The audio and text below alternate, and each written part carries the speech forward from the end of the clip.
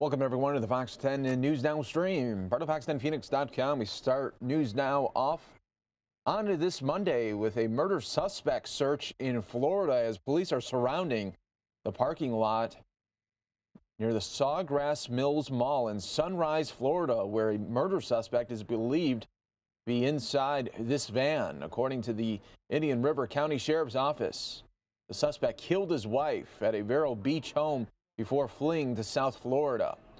Sunrise police are warning people to avoid the area, and this has been happening for the last 30 minutes right here on News Now as we take a look at the SWAT team members waiting to make a move, possibly to see if indeed that suspect is still inside that van. We'll continue to watch this right here on News Now.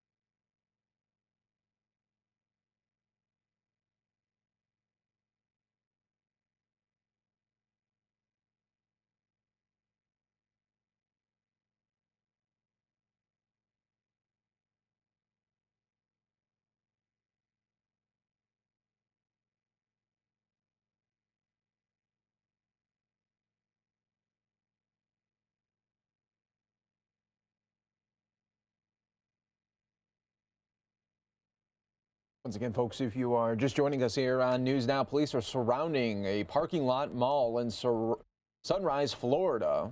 As these aerials we are taking live for you as a SWAT truck appears focused on the van right in front of them. The road is shut down in the area, and Sunrise police are warning people to avoid the area. This is all having to do with a murder suspect there in Broward County.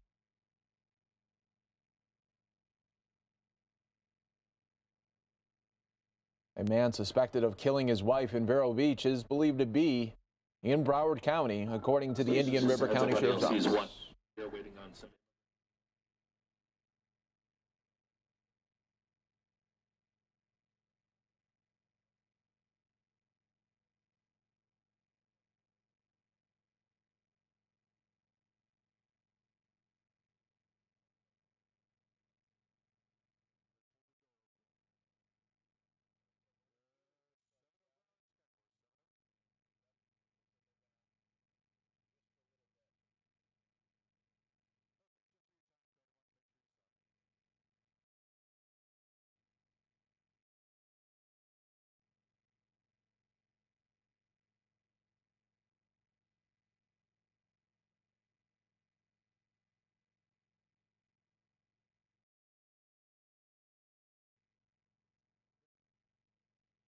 All right, you can see that robot has opened the door of that van right now. Still waiting to see. The man is in there, the murder suspect there in Sunrise, Florida, from Vero Beach, now in Broward County. We don't know right now. They're going to get a better glimpse of what's happening inside that van right now. Viewer discretion is advised.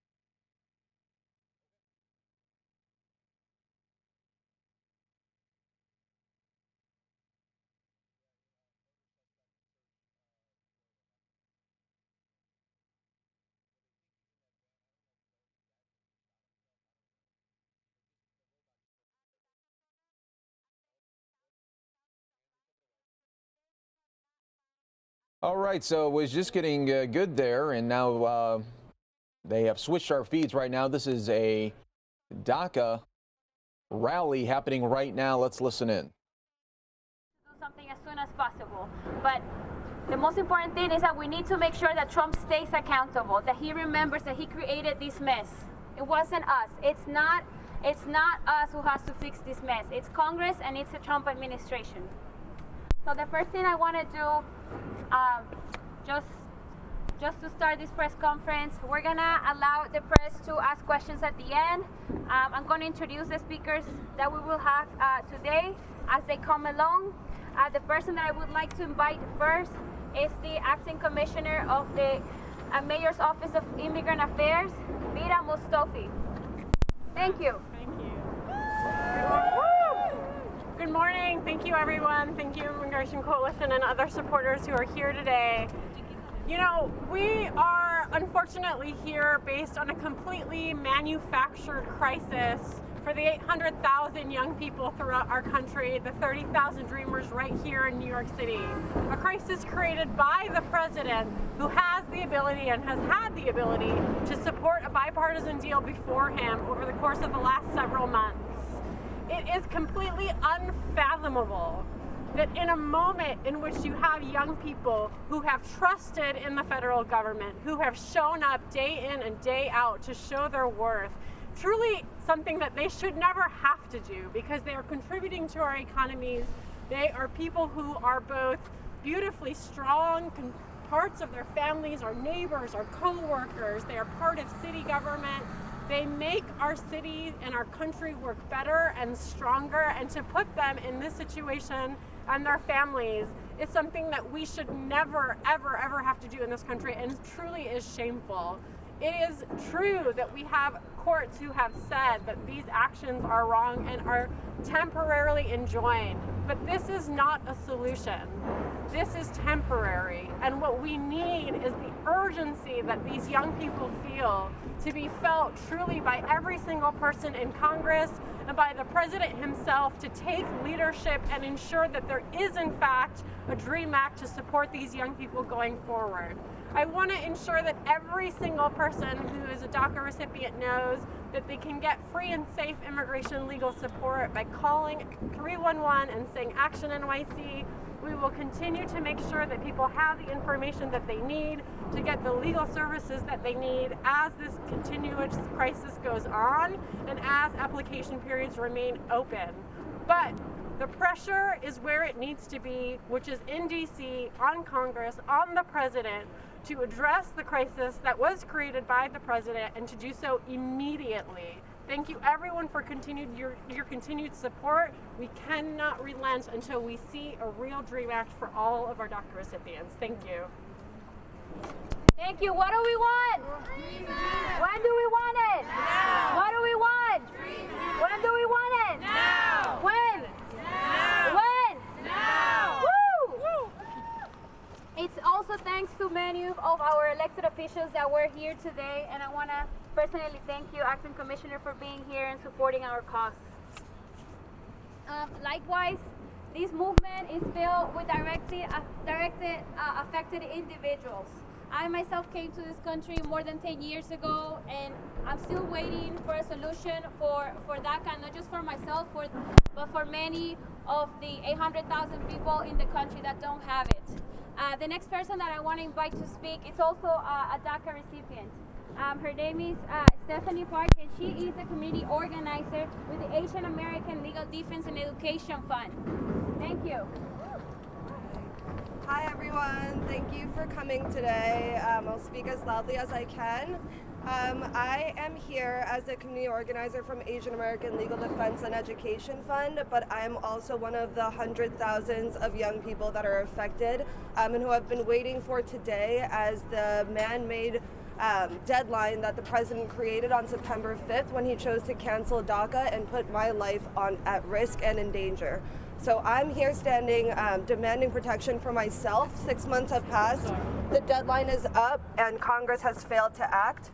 So I'm here standing, demanding protection not only for myself, but for my family and for all undocumented immigrants as well. 20 years ago, I came to America with my parents and my 2 siblings, and we moved here because they believed that we would find better education here and better opportunities here. They really had the dream that I would make the best life here in America. So they, of course, are dreamers too, and they deserve protection. All parents of dreamers deserve protection, whether or not they came across the border or came on a tourist visa and had it extended like my case. And we will not stop fighting. I've held up my end of the bargain. I've been down in DC multiple times demanding that Congress stops funding Trump's deportation machine. We refuse any bill that will increase enforcements for any wall and for any bill that breaks apart families and tries to ban families. And I demand protection for 800,000 young dreamers and for temporary protected status holders as well. And justice delayed is justice denied, and we refuse to wait any longer. We will be marching tonight with our allies across the nation to demand that Congress and Trump hold up their end of the deal and pass a clean DREAM Act right now. Thank you. Woo! Thank you, Stephanie. Like her, there are many, as I mentioned, many other thousands of undocumented and DACA recipients who are still in need of this solution. It is important that we do something now, because many of these work permits are starting to be expired, and we don't know what's going to happen with the program eventually. We can't continue being stuck in this political limbo. The next person I would like to invite to speak is Lisbeth Uitzel, who is a member of Make the Road. Lisbeth. What do we want? DREAM Act! When do we want it? Now! What do we want? DREAM Act! When do we want it? Now! Hi, my name is Lisbeth Uitzel, and I am a member of Make the Road New York. I am a DACA recipient, and I came to this country at the age of 5. When DACA was announced, I was just 15 years old. I remember being at Make the Road's Queen's office, waiting to see what Obama was going to say. I was happy and I was hopeful. For once, it felt as if finally I would be included and not feel so different from my classmates who were born here. DACA has allowed me to go to school. I am currently at my second year at LaGuardia Community College. DACA has allowed me to intern in hospitals, and it gave me the hope of one day being able to graduate, become an ophthalmologist. DACA has changed my life, and now I am a risk again. On the morning on September 15th, I was in Washington, D.C., along with other immigrant youth, as we heard Josh Sessions said that Trump administration was terminating DACA. Trump gave Congress a 6-month deadline to come up with a solution for over 800,000 immigrant youth. Today marks the 6-month deadline. I stand here today and Congress still has no solution for the cruel and inhuman crisis Trump created, and Trump himself keeps blowing up negotiations. I am one of the lucky ones who still is protected under DACA. More than 20,000 immigrants, youth across the country has lost their protection already.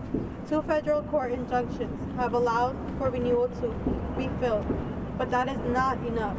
We cannot let our guard down. Congress, we are holding you accountable for the thousands of lives that right now you have in the limbo. To Trump and to Congress, I say, not a bargain chip. I am a human being and you're playing with my life and of 800,000 dreamers. We need permanent protection now. Enough with political games. Pass the Clean Dream Act now. Mi nombre es Lisbeth Whitty. Yo al Congreso le digo, hagan su trabajo. Hoy es la fecha límite. No pueden con mi vida. Necesitamos el Dream Act ahora. Thank you. What do we want? Dream Act. When do we want it? Now. What do we want? Dream Act. When do we want it? Now. If we don't get it, Shut it down. If we don't get it, Shut it down. If we don't get it, Shut it down. If we don't get it, Shut it down. This fight is also a fight that goes through many intersectional immigrants. It's not just about DACA recipients, even though they still need to be protected as well. At this moment, I would like to invite Perla Canales, who is also a TPS recipient. When DACA was rescinded, many other TPS programs also followed right after. And it was also because of the Trump administration. And we want to make sure that everybody is heard today and represented. So let's give a round of applause to Perla. Thank you, muy buenos días. Mi nombre es Perla Canales, soy de Honduras. He tenido TPS desde el 99, cuando se permitió a los hondureños solicitar un programa después del huracán Mitch destruyera mi país. Good morning, my name is Perla Canales. I'm from Honduras. I've had TPS since '99 when Hondurans were allowed to ask to get the program after Hurricane Mitch destroyed my country. Tener TPS me ha permitido tener una vida mejor en Estados Unidos. Con este permiso pude vivir, trabajar legalmente, pude conseguir un trabajo limpiando en el Staten Island Mall, con buen salario y beneficios y buenas condiciones de trabajo. Pude ayudar a mis hijos en Honduras y pagar los estudios y sacarlos adelante. Having TPS let me have a better life in the U.S. With this permit to work and live legally in the States, I was able to get a good job cleaning at the Staten Island Mall, good salary, benefits, and good working conditions. I was able to help my 2 children in Honduras get their professional degrees in college and to take care of them.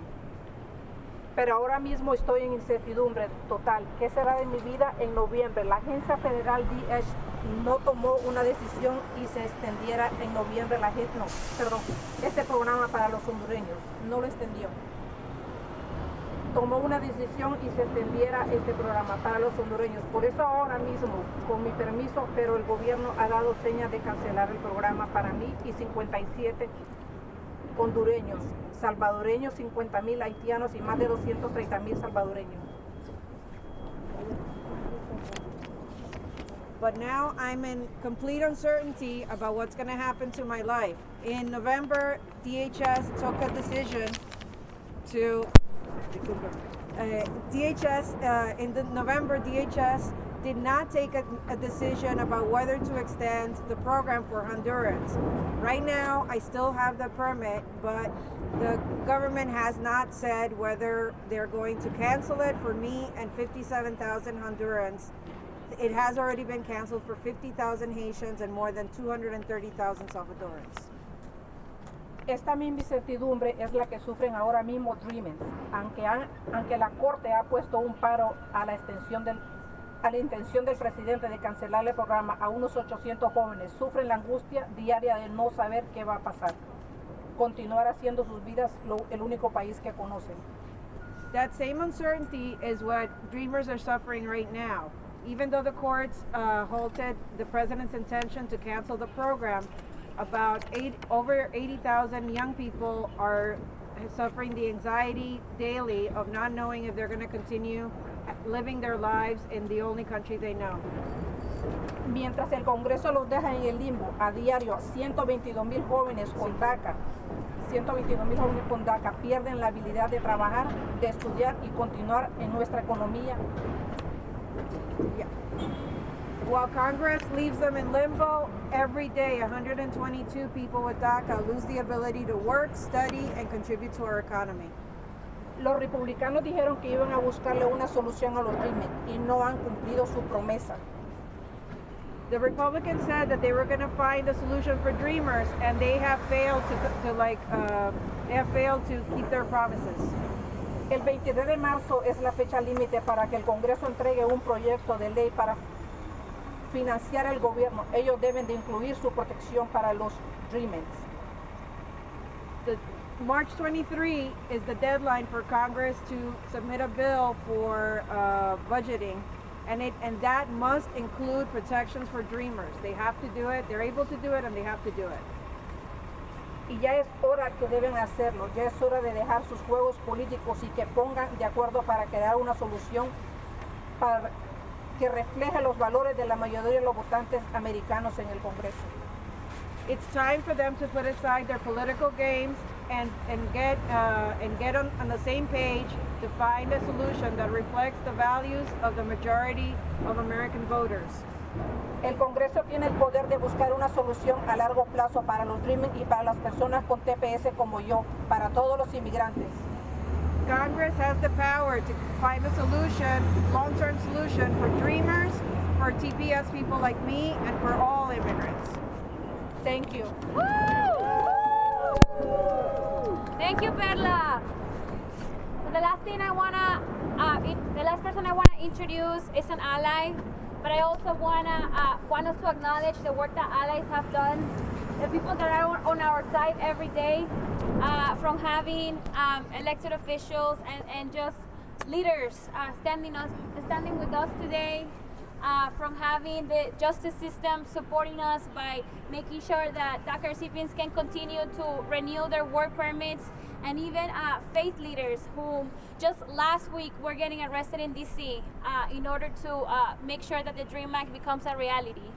So the last person that I want to introduce is Reverend Pat Malcolm from the Churches United to Save and Heal, who's going to close the presser and talk about her work. Thank you for being here today.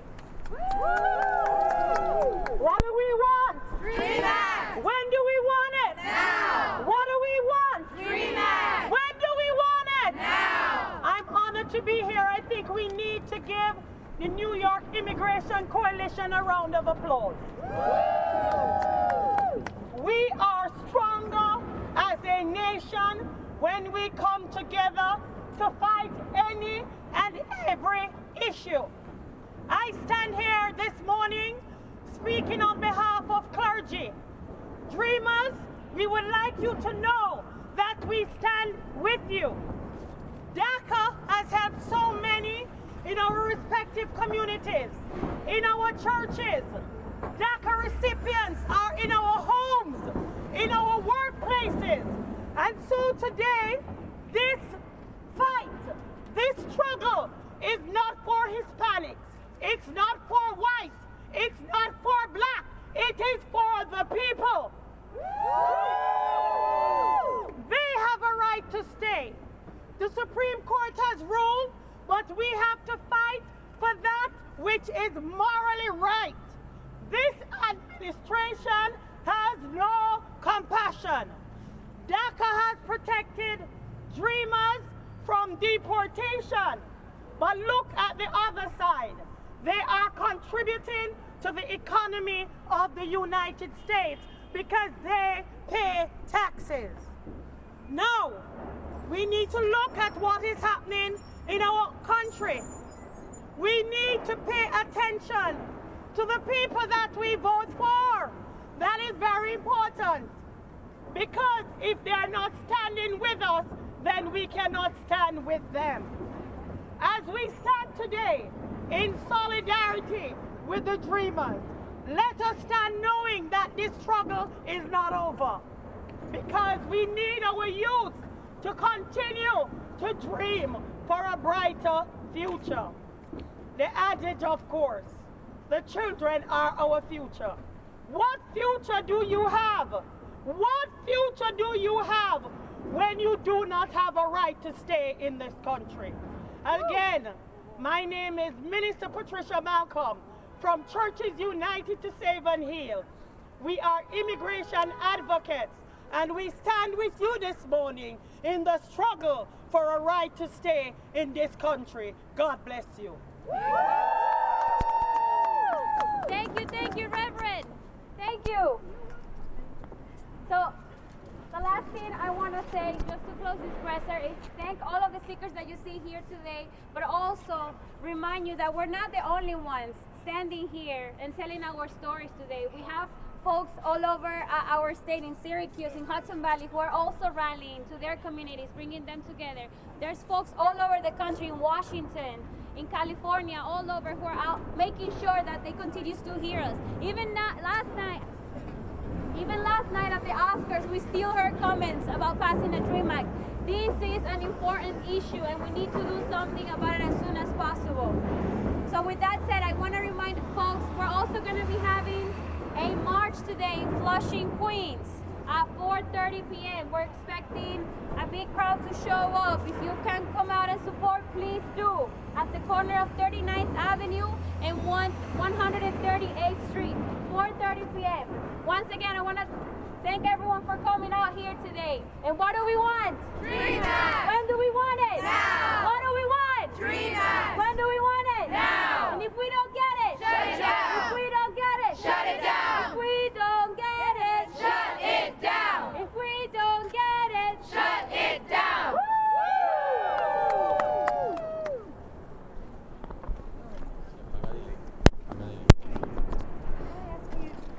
Yes.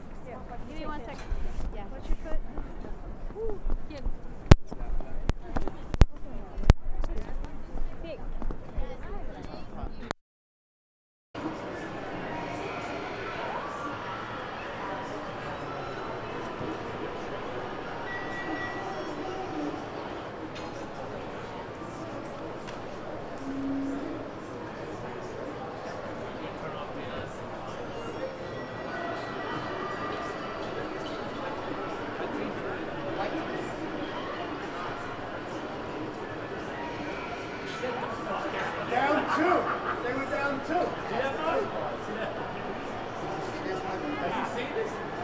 This is actually our Palo Alto facility, one of our rooms. They're all single rooms. Family members can stay overnight. This is about as nice aesthetic a room as you would find anywhere in the private sector, and we're aiming for this type of standard across the VA as we begin to modernize our facilities as well. One of the ways that we're doing that is getting out of our underutilized and vacant buildings. We have 1,200 of these, and we are disposing of these almost every week. And the new infrastructure bill that the President's working to get done allows the VA to reinvest those resources back into current VA facilities that veterans are using, and it's one of our strategies for modernizing the VA. The third of the fifth priorities is to improve the timeliness of our services. And I think all of us remember back in 2014 when the VA wait time crisis happened in Phoenix, Arizona, where we just weren't taking care of our veterans in a timely way. Today we have same-day services in every one of our VA facilities in primary care and mental health. 96% of all of our appointments are completed within 30 days, 85% within 7 days, and 22% on a same-day basis. One of the ways that we are tracking this is we now publicly post all of our wait times on the VA website. It's updated every 2 weeks. We are the only health system in the entire country that publicly posts its wait times. So your veterans can see how long they'll wait for care and be able to make choices about whether they want to go to that facility or whether they want to travel and go to a facility with lower wait times. What most people don't realize is that VA wait times overall are actually shorter than what you find in the private sector. We have a lot of attention focused on us, sometimes negative attention, but overall our wait times are about 40% better, 11.3 days shorter than the private sector. Now that doesn't mean everywhere in the country that we're better than the private sector. We struggle in areas where there's a lack of healthcare professionals, particularly in rural areas, just like the private sector.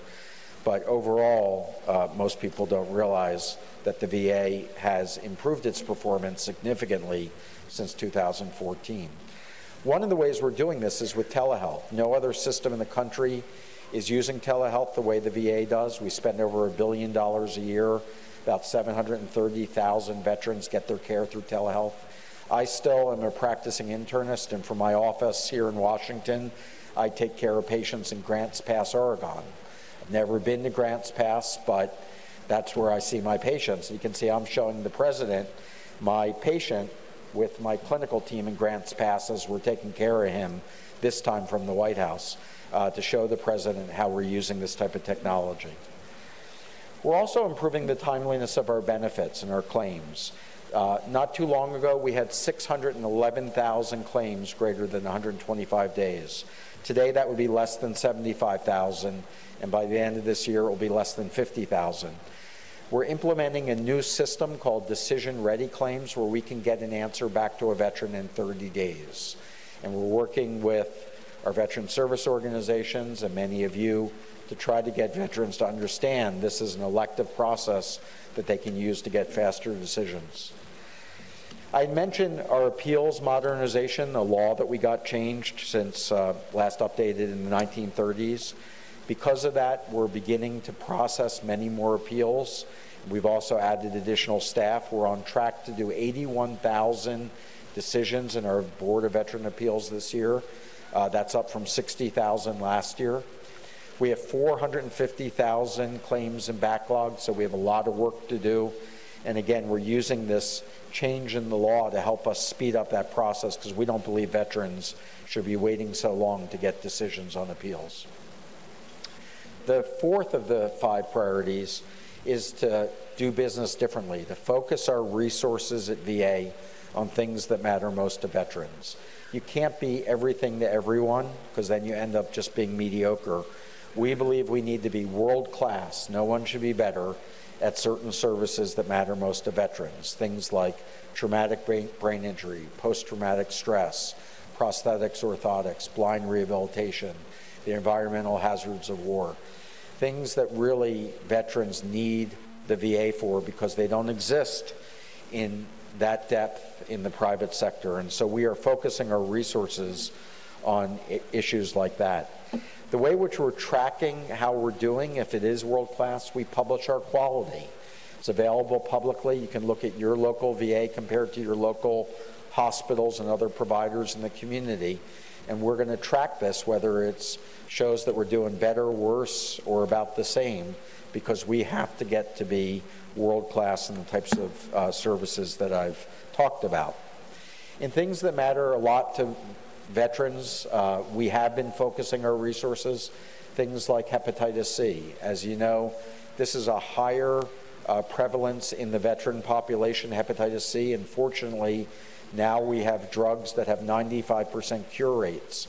So we have gone out and we've targeted all veterans who are serologically positive with hepatitis C. We had 160,000 veterans who were positive about a year and a half ago. We will soon be at 20,000 and on our way to eliminating hepatitis C from the entire veteran population. There will be no other system in the country that has done that, has put its efforts to call in and reach out to do that. Thank you. And finally, the 5th priority, the last one, but it's the only clinical priority that I talk about, is something that we can certainly use your help on, because It's just an alarming statistic, and that is the number of veteran suicides and what we can do together to reduce that. 20 veterans a day take their life through suicide. Hard to imagine. You know that veterans have a higher rate of suicide than the general population, but as you know, working in your communities, this is an American public health crisis. This is alarming in all populations, and it relates to the opioid crisis and the overdoses that I know that many of your communities are plagued with. But in veterans, if you take a look at this slide, we know what saves lives. While all U.S. veterans, if you were receiving care in the VA system, mental health care, over the last 15 years, your rate of suicide went up 5.4%. That's not good, it went up. But look what happened if you were a veteran not receiving care in the VA system over those same 15 years. It went up 38.4%. Take a look at the very last line with female veterans. If you were receiving care over the last 15 years as a female veteran in VA, your rate of suicide went down by 2.6%. But if you were outside of the VA, it went up 81.6%. So we know getting people help saves lives. We need your help in being able to connect people that are isolated, hopelessness, depressed, not having access to services, to be able to connect them with care either in the VA system or if they choose in your communities with hospitals, providers, not-for-profit groups who are there to be able to help. Because of that, we've launched a national campaign to reach out to get this message out there that we want veterans to be able to be connected with the help that they need. It's called the Be There campaign. Tom Hanks is our national spokesperson for it. BeThereForVeterans.com. And we're asking communities to make a commitment using this pledge on the left about specific action steps communities can take to be part of the solution in reducing veteran suicide.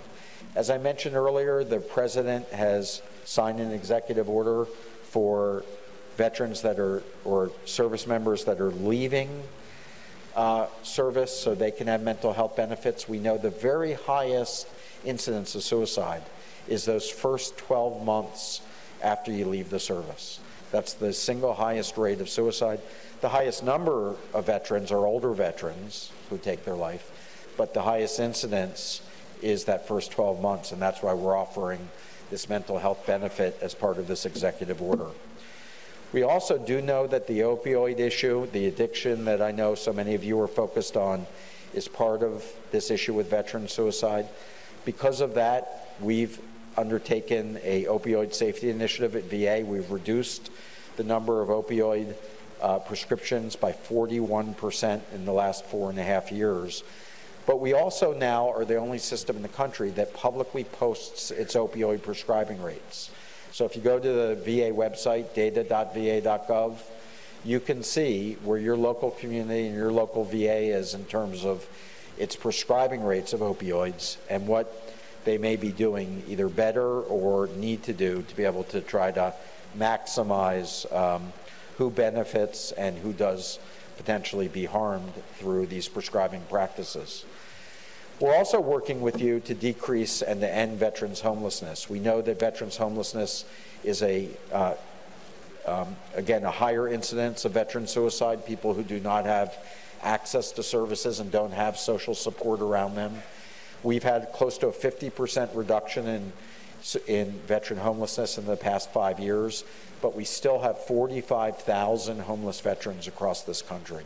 And so we're trying to work closely with local governments to find solutions. We're obviously doing this also at the federal level with the Department of Housing, Urban Development.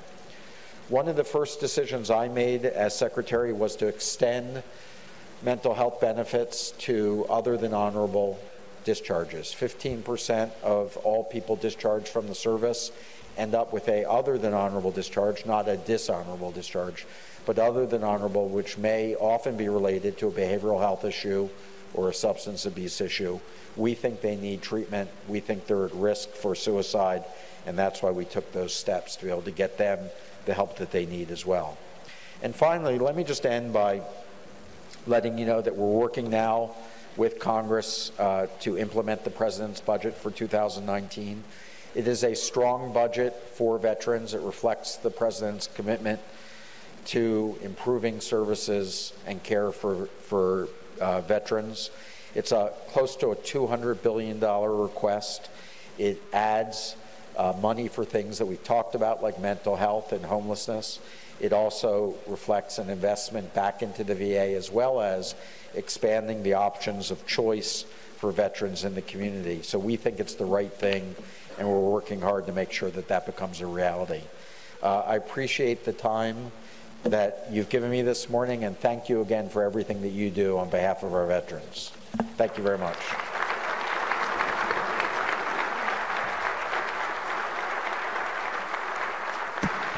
Ladies and gentlemen, please welcome NACO First Vice President Greg Cox, Supervisor, San Diego County, California.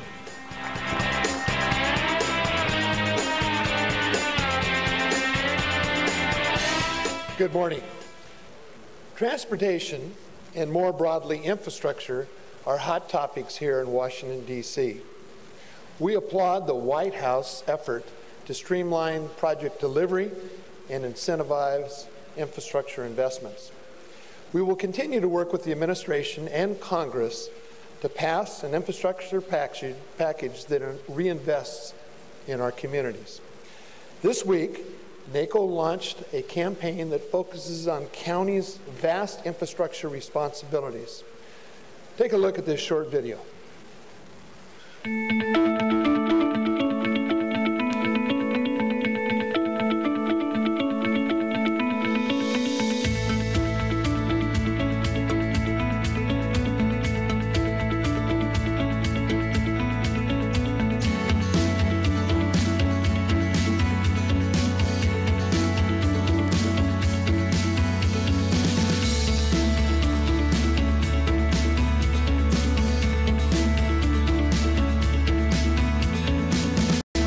Advancing the infrastructure conversation this morning by welcoming our next speaker. It is my pleasure to introduce the United States Transportation Secretary, Elaine Chao. This is her second cabinet appointment. She served as the United States Secretary of Labor from 2001 to 2009 and is the first Asian American woman in history to serve in a cabinet position. Secretary Chao has led a distinguished career in the public, private, and non-profit sectors, and we are honored to welcome her here this morning. Please welcome the United States Secretary of Transportation, Elaine Chao.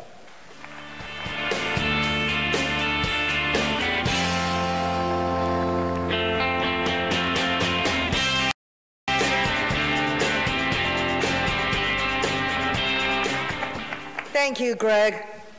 You know, this might be my first opportunity to formally address NACO as Secretary of Transportation, but I've had the great pleasure of meeting with many of your members, and including your former president, Brian Deslage. You got it. We met last year at a White House infrastructure event, and I want to also give a big shout out to my fellow Kentuckians who are NACO members. Where are they? Right over there. Including Judge Gary Moore of Boone County and Chairman of the NACO Transportation Committee, who paid a very special visit to Washington to invite me to join this event. We also have Brian Moore, CEO and Executive Director of the Kentucky Association of Counties, David Nicholson of Jefferson County Circuit Court Clerk and President of the Kentucky Association of Counties, and of course, Ellen Williams of the Kentucky Association of Counties. So as one proud Kentuckian to another, welcome Kentucky. And I might also add as a personal note that my hubby, Senate Majority Leader Mitch McConnell, sends you his best as well. Well, the short film that you just played was a perfect example of the importance of counties in rebuilding and renewing America's infrastructure. As the film says, Counties own and maintain 46% of this nation's public roads, 38% of the bridges, and more than a third of the public airports. Counties help pay for 78% of the public transit system. Counties have invested more than $22 billion in sewage and wastewater and operate more than 900 public hospitals. And yet, as many of you know, our infrastructure is aging, and in many cases cannot keep up with the pace of new technology. And so that is why 12 federal government departments have been working on the President's initiative to revitalize our country's infrastructure. The plan involves more than just transportation infrastructure. It also includes energy, drinking and wastewater, rural broadband, and veterans hospitals. The goal of the President's proposal is to stimulate at least $1.5 trillion in infrastructure investments, which includes a minimum of $200 billion in direct federal funding. The guiding principles are quite simple. There are 4 of them. One is to use federal dollars as seed money to incentivize infrastructure investment. Because when the federal government comes into a project, and when a local and state government as well, it speaks volumes about the creditworthiness and the quality of that project. So our involvement is important. Number 2, provide for the needs of rural communities. Number 3, streamline and speed up project delivery. And 4, reduce unnecessary and overly burdensome regulations. And as a former Secretary of Labor, I'm so pleased to note that this administration's infrastructure plan also has a workforce component to help workers access the skills needed to build these projects. In addition, a key element of the proposal is to empower decision-making at the state and local level, because you know best the infrastructure needs of your own communities. Half of the federal funds will go toward incentivizing new state, local, and private sector investments in infrastructure, and these will be competitively awarded. 25% of the federal funds will be dedicated to addressing rural investment needs, because we understand that rural America has different kinds of needs. And these rural infrastructure needs will be prioritized by state and local leaders like you. Since 70% of America's counties are rural, this is good news. 40% or $40 billion of this amount will be allocated by formula, while $10 billion will be performance-based grants to reward states that produce the best results. Now, there are some estimates that say that our country's infrastructure needs as much as $4 trillion in investments. We cannot fund all these infrastructure needs by only the federal government, or only with deficit spending, or by floating bonds or borrowings. Doing so would result in dislocations in the private markets, hinder growth and job creation. So the President's plan allows the private sector to participate in the building of our public infrastructure. And you would be amazed, 26 states in our country do not allow the private sector to participate in the building of public infrastructure. In the last year, many parts of the federal government have been in discussion and consultation with the private sector on ways to help finance our infrastructure needs. America has the largest and most robust capital markets in the world.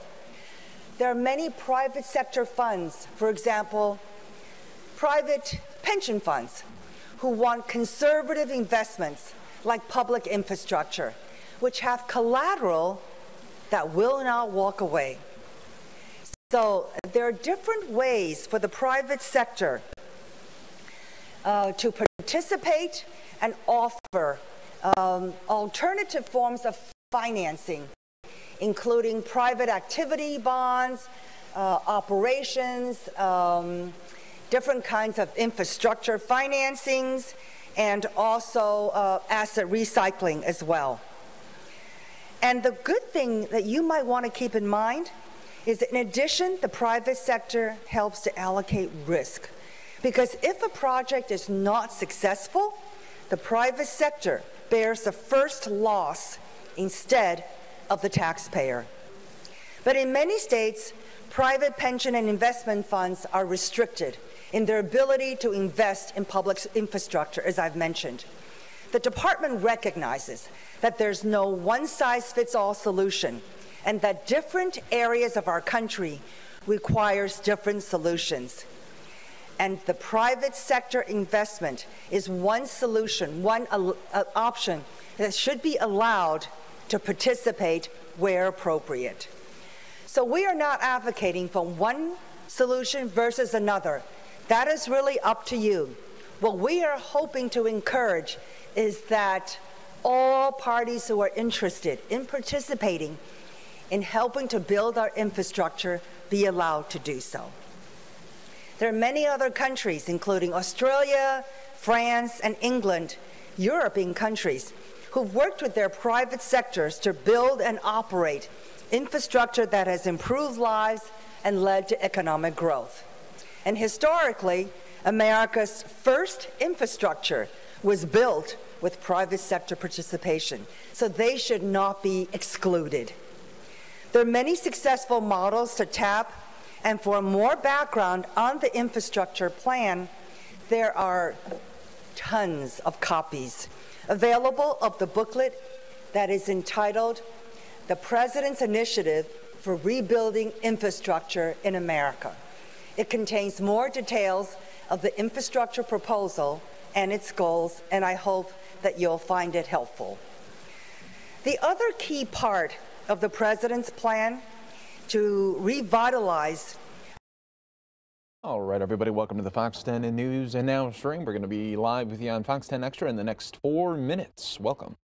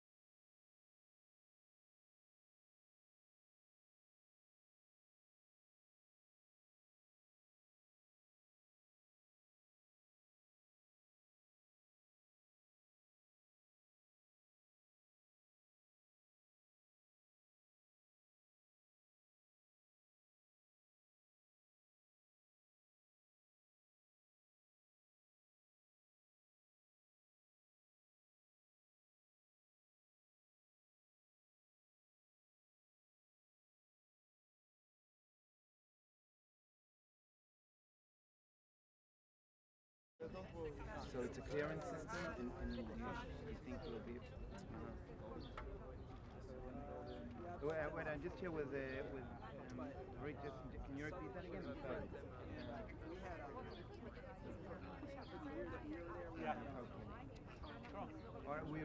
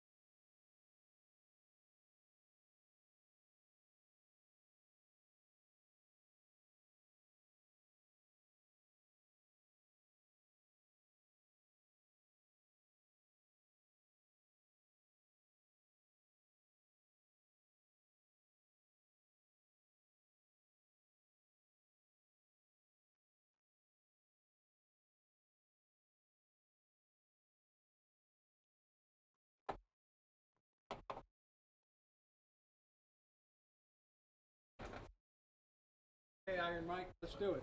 All right.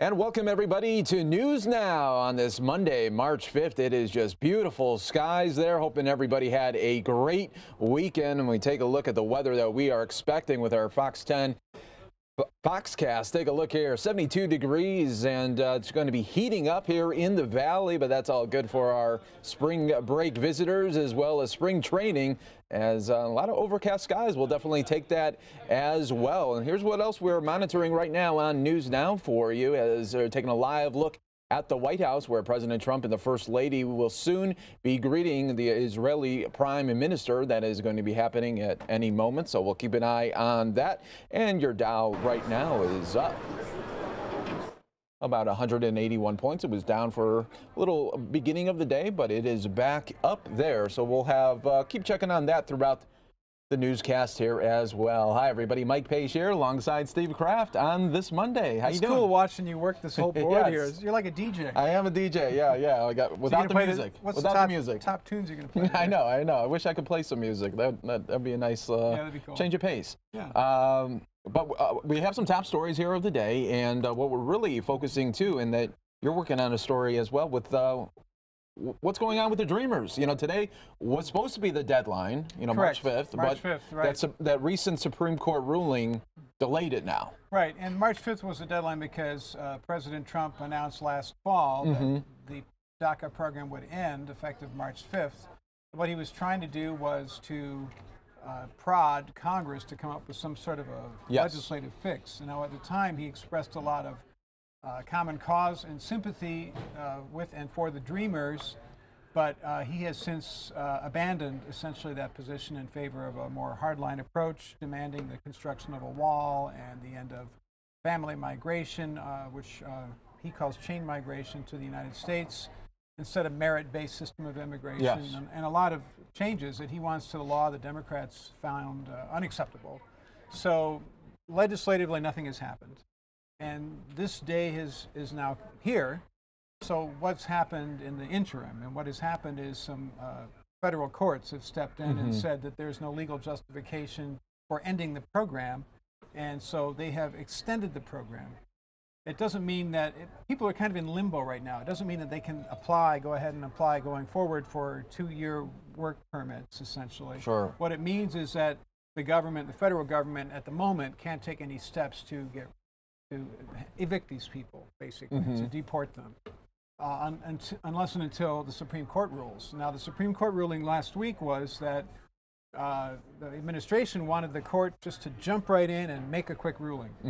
And remember, so far only a couple of district judges have decided. Yes, that's true. So there are these federal appeals courts before you get to the Supreme Court. And what the Supreme Court said is, hey guys, follow the normal path. You got a couple judges, one in San Francisco and one in New York, who ruled this, the president overstepped. Now it's got to go to a federal appeals court, and once they deal with it, then it goes to the Supreme Court. Now, that federal appeals court, Ninth Circuit, maybe I'm getting into the weeds too much here, I apologize, is in San Francisco. That's where it's based, and they will then decide at that level. But then ultimately go to the U.S. Supreme Court, and that probably won't happen until after the November elections. There you go. So there's a lot of people who are still kind of floating around. Their legal status may be in question, but they're still here and they're still working, they're still living here for at least the next few months. But what's happened is we found that a lot of these people are really worried that they're going to have to leave the country, that there's no future, that there's never going to be a fix, that the Democrats and Republicans are never going to work this out. Maybe they should go to Vancouver, the tech scene in Toronto. Yes. A lot of these people are highly trained university graduates, student graduates, some of them highly skilled, really into computers and medicine and teachers and all that kind of stuff. And they may have to leave the country. Yeah, so now you're right. They're pretty much in limbo right now. That's they. So we're taking a look at video. This was just earlier this morning. This was right outside of Trump Tower. This was the New York City Immigration Coalition putting on a rally today. I see. So we'll hear from them in a little bit later here on News Now. But yeah, that was happening right outside of Trump Tower. And now, do you think this will have any play then with the November midterms? Absolutely. I mean, for certain people on both sides, you know, for the Republican base, President Trump is worried about angering his core supporters, and a lot of those core supporters want these people to go back to whatever country they're from, even if they were little kids when they came here, which is what a dreamer is. It's someone who came here as a little kid, really didn't have any choice in the matter.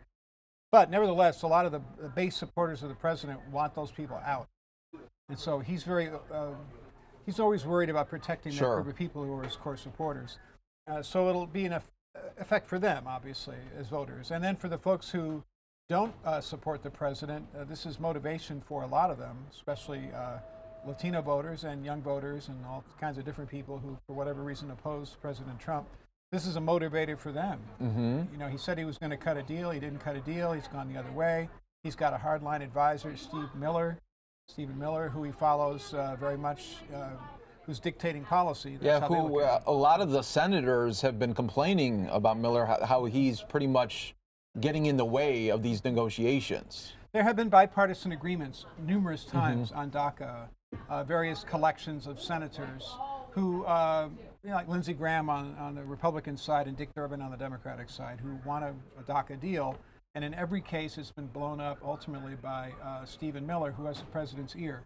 And what Stephen Miller is saying is, look, you got into office promising to build a wall and to kick people the heck back to Mexico, and you branded a lot of those people as, it was a linchpin of your campaign, as rapists, as criminals, as undesirables, and they need to go home. And so if you have to stay true to your word, that means you cannot cut a deal on DACA, no matter what you said. This is one of those cases, and we're starting to see a trend of this type of behavior here, where the president makes representations in public that he's going to cut deals on whatever it is, you know, DACA, let's say, or gun legislation. And it's really essentially nonsense. It's meaningless. It's sort of drivel that he's just sort of talking, and then when he gets back to work, none of this ever materializes.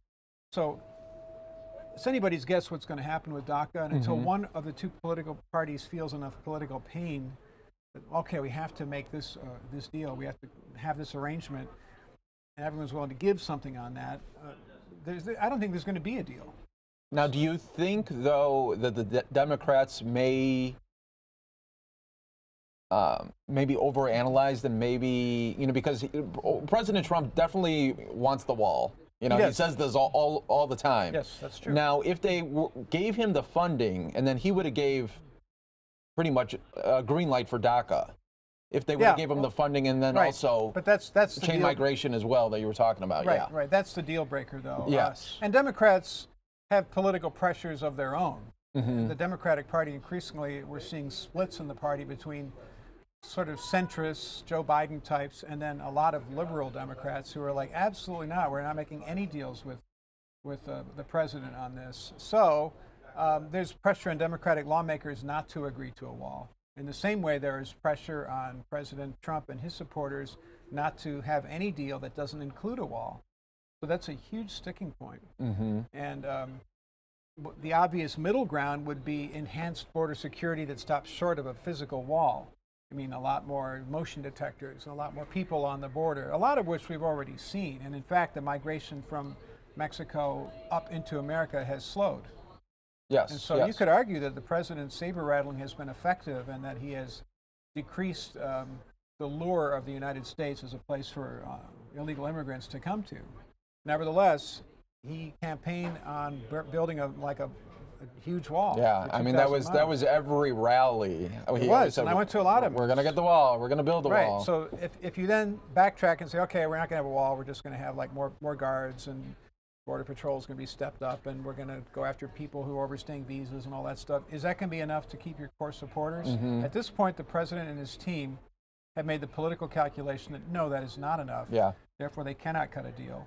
And so no matter how many soothing words the president says, you can pretty much disregard any of that because none of it plays out in policy. Yeah, I mean, for his base, for him to get reelected, and that's a lot of folks who are watching us right now. Yes, a lot of folks. Probably most of the people watching Fox News now agree with the president on this. And for that base, they're going to need to see construction, or, you know, by the time 2020 comes around and we're getting right, and they're going to need to see something. I don't think that's going to happen. Yeah, I really don't see that happening. I think Democrats are increasingly going to dig their heels in on this one. But here's what I do think is going to happen.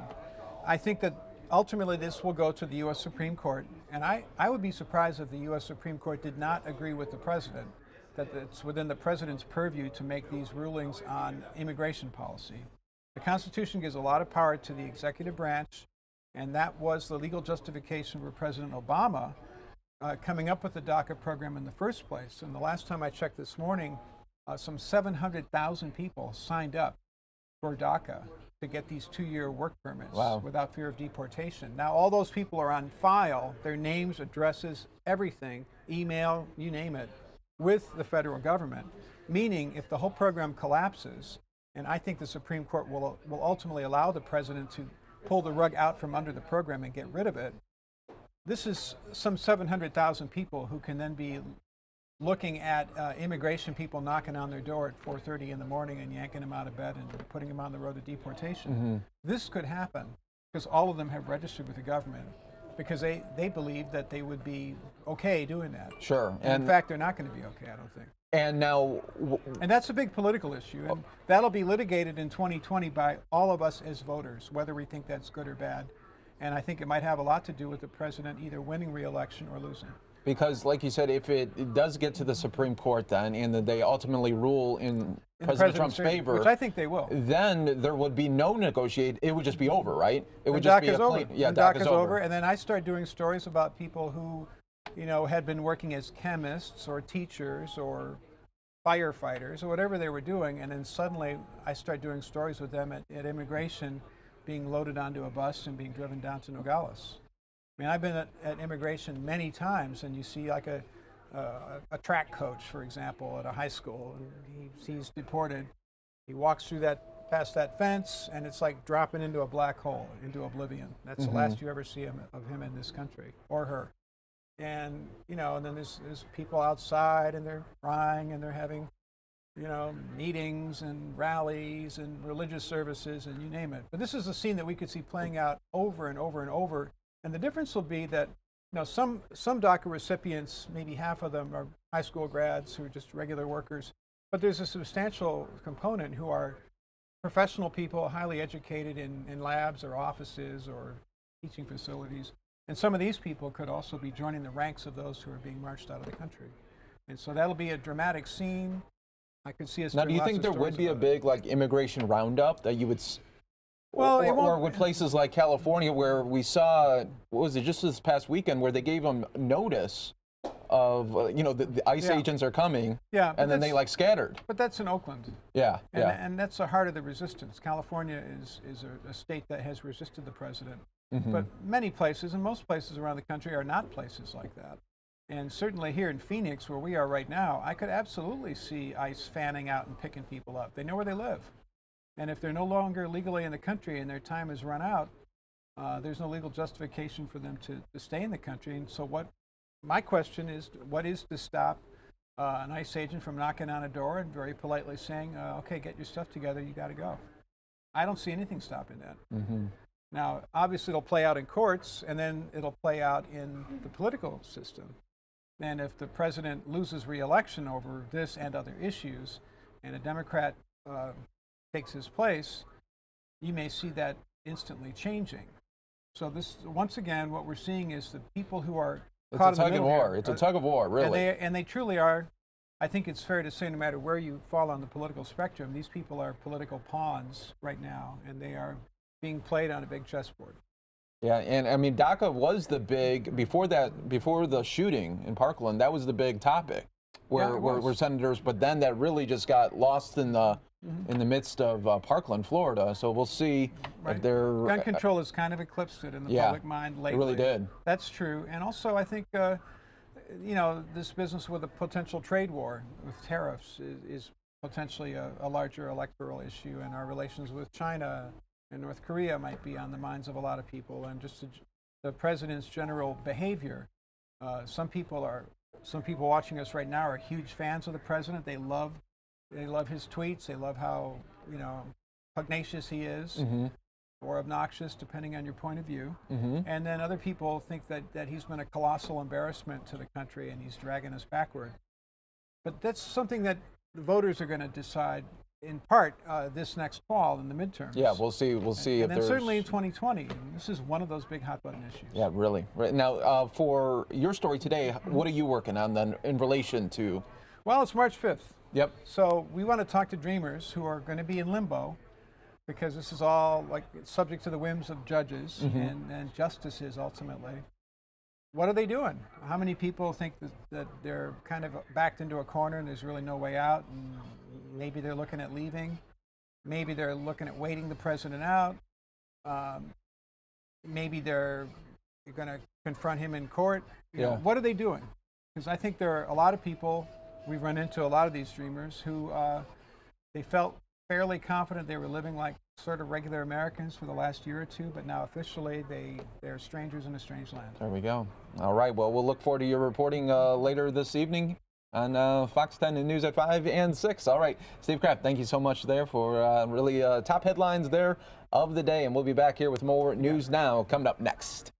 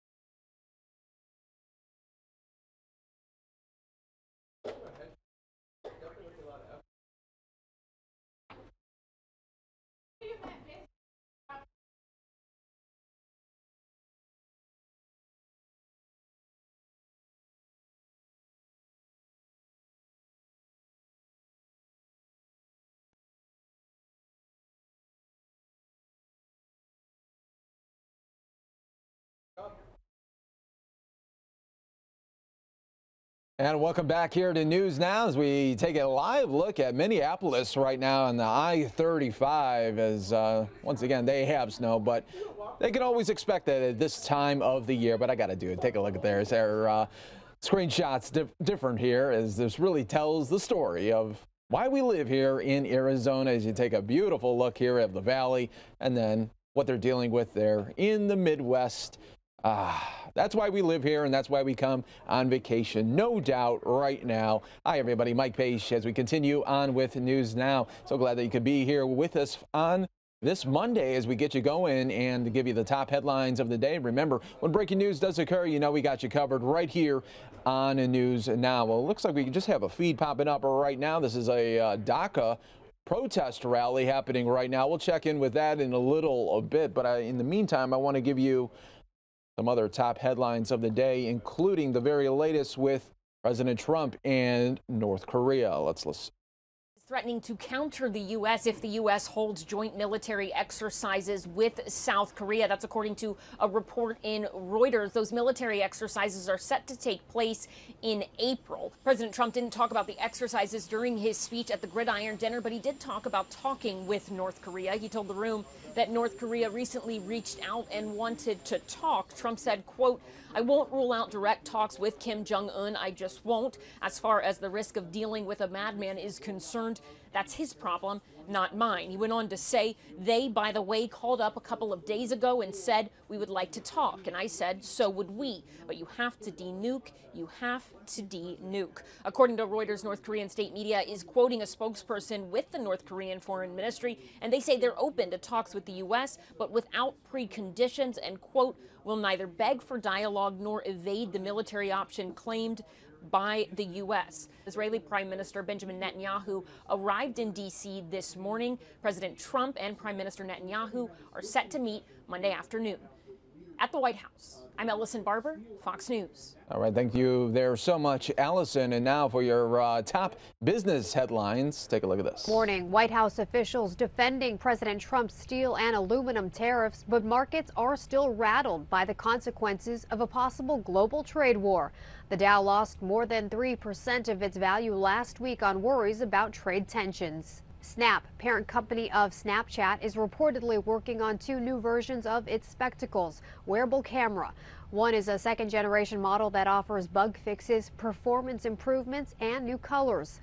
The second version, that could come with 2 lenses and a more advanced camera technology, could cost up to $300. Now, this is a big gamble considering Snapchat took a massive $40 million hit on the first generation of Spectacles, only selling around 150,000 units. And Black Panther continues to dominate the box office this weekend. Black Panther, already the biggest hit of the year, brought in $65.7 million. It topped $500 million in domestic ticket sales and is one of the top 10 highest grossing domestic films of all time.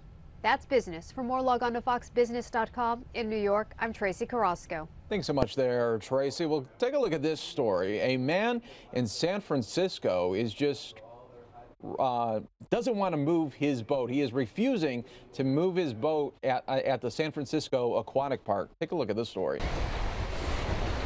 52-year-old Brian Pennington has parked his 34-foot trimaran in San Francisco's Aquatic Park Cove for over 100 days, and a host of people want him out.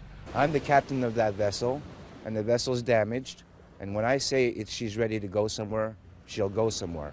Pennington says the vessel was damaged by the San Francisco Police Marine Unit, who tried to board illegally. My vessel got damaged by the city. The city needs to fix it, and then I'm going to be on my way. He parked in the man-made cove for safe harbor and protection from the waves, but it's not a marina, and it's also under jurisdiction of the National Park Service. Rules allow to anchor for 5 nights in a row or 30 nights in a year. Park officials say he's been here 119 nights, and his neighbors next door at the Dolphin Swim Club call him a squatter for putting his boats close to the swimming lanes they need to avoid seal bites. The boat is kind of along the buoy line, which is pretty close to the shore, so it's kind of people are trying to work around that. They put up their own swim line. That's an illegal swim line to begin with. Nobody put that there but them. And then they're regulating and enforcing something that is not theirs to do so. It wasn't easy to get members from the swim club to talk, but this person seemed to speak for others, and she voiced the concern of the Park Service, who claim the vessel hasn't left the cove for 70 days to pump its sewage tanks. People are concerned about his biological waste being in the water while they are swimming. It's not a question of human waste, because that vessel doesn't even have a holding tank or septic, anything in that vessel. He alleges he's been harassed, suspecting someone from the swim club scrawled this message on this vessel: move the boat. And I filed a report of, vandalism. Nobody's investigating that. All right, we'll see. So more than 100 days there, though. That's a big battle there that's happening there between that boat owner and the public there in San Francisco. Well, next story here. Do you have debt or do you have some money there in the bank? Most of us, according to a new study, doesn't have much in the savings department. Take a look. Savings and credit That's a card lot to debt, go. it's a constant struggle for many. And a new survey shows more than a third of Americans have less money saved than what they owe on their credit cards. These numbers are actually better than what we've seen over the past several years, so consistent with the improving economy. We are seeing the numbers get a little bit better, but still plenty of room for improvement when 1/3 of households either have credit card debt that exceeds their savings or they don't have either one. And either one, I think, is an indicator of, we're living really close to the financial edge. That emergency savings really being the buffer between you and high-rate debt when those unplanned expenses inevitably pop up. Bankrate says 33% of Americans don't have more emergency savings than credit card debt. This includes 21% who say their credit card debt exceeds their emergency fund. And another 12% say they have no credit card debt or emergency savings. You've got really double the incentive right now to right-size this equation because interest rates are rising. So that credit card debt is costing you more. You're also going to be rewarded more for the savings. So if you're on the wrong side of this equation, your interest costs on that credit card debt are going up, and you're not earning more interest on your savings. So I think really double the incentive to buckle down, pay down the credit card debt, add to the savings, get yourself in a position where rising interest rates are helping you, not hurting. The survey also found that while Gen Xers and baby boomers were most likely to prioritize paying down debt, millennials placed the highest emphasis on building up their emergency savings. Church in Florida. All right, now take a look at this scary situation that was happening in Florida earlier today. This was in Sunrise, Florida, and there was a SWAT team members there for this murder suspect search. This was happening in Broward County there in Sunrise, Florida. And this whole ordeal, this was in a mall parking lot where they had the individual that they said was the suspect of a murder that happened earlier this past weekend, and then they had the suspect really cornered, and that suspect was not moving at all. So they had the SWAT team members there.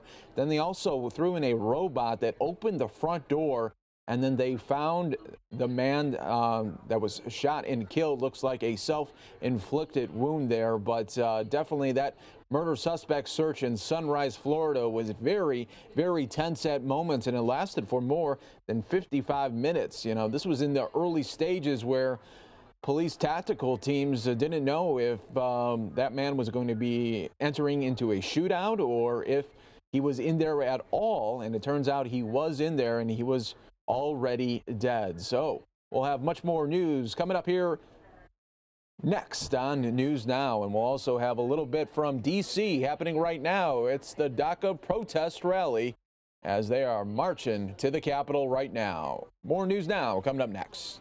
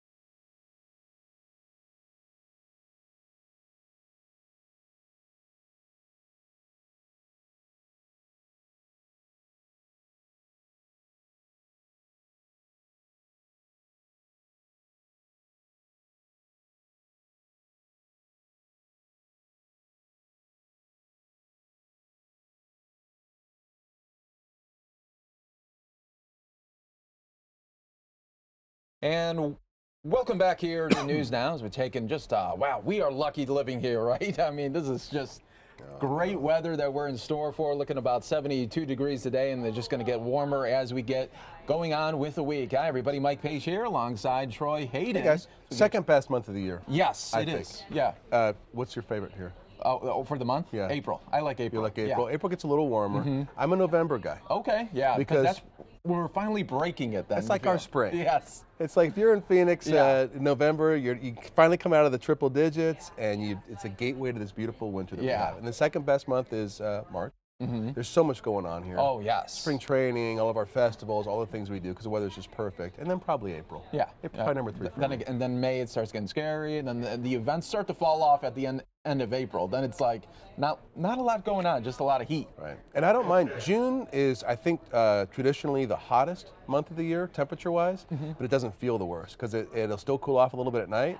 It's mid-July through mid-September is our monsoon, and believe it or not, it's humid here in the desert, so we get all of the moisture coming up from the Gulf of California, and it's not nice here. No, it's so. I would. So embrace it now, everybody, especially if you are just maybe visiting and in town for some spring training. You got the best right now. It's the time. Yeah, this is a good time. Yeah. All right. Well, we got a fun talker here because there's the story that happened over the weekend at a high school in Massachusetts. Where it was the girls' basketball playoff game. Now, it was a playoff game, but the team won 93-7. 93-7. Total blowout. Not even close. And now the school that won is apologizing to the other school, saying we are sorry for running it up. But it's a playoff game. Yeah, and there are a couple of questions that I didn't have answered. Yeah. Okay, so that score is completely out of hand. So the fact that you had two teams that both made the playoffs, I know a lot of times, and I don't know exactly what this is, but my daughter plays athletics as well. So if you're a super high-seeded team for the number 1 seed, you'll play the last seed. Yeah. If there's 16 teams in a tournament, you'll play 16. Yes. That's just the way it is, because you've earned that throughout the season to get the number 1 seed. So it may not have been the strongest competition. Yeah. But if they left their starters in, if they left their top players in through that whole game to run up to 97, that's not okay. No, that's not wrong. good. Yeah, that's wrong. They were up 48-4 at halftime. Wow. So at 48-4 at halftime, game's over. Yeah. So at that point, I mean, even like your third string, you put them whenever you have. Oh, sure. But that being said, if they didn't have their starters in and they had their whole second team in and they're still playing, look, I mean, they're playing. Yeah, they're playing. What do you say to your players? Stop making baskets? Yeah, stop trying. Stop driving? No, you can't say that. No. So, I don't know. I mean, I understand them apologizing, I guess, because you feel bad. You don't want, girls to be crushed to walk away from something like this, because that's a humiliating defeat, especially now because everybody's talking about it. Yes. But at the same time, I mean, look, play some defense. Yeah, right. Foul. I know. Do whatever you can do, to stop that other team if they're running up the score on you like that, especially with the second team. There has to be video out there. I just want to see the melee of how this. I mean, were they just overpowering? I mean, they must have been overpowering, but for a girls' high school team to score 93 points. They're a good team. Yeah, and only give up less than 10 points. I mean, that's unheard of. That's almost scoring every possession. Because they're shorter games. Oh yeah. Right. Yeah. They still play quarters, or they play halves now. I forgot. I think they still play quarters. Yeah, so it's not very long. You're not playing that long. No, you're not. And 93 points is a lot for a girls basketball team. Yeah, that definitely is there. So we'll see how that all in. But how do you think they approach the next game then? Does the coach say, hey, score some points, but don't score too much? I mean, can you really say that to them? I wouldn't. No. If I was a coach. Just be in their element. Yeah. The thing is, and this is what I always tell, because like I said, I'm around a bunch of 16-year-old high-level athletes all the time. And I always tell them it's much more important to be a good winner than a good loser.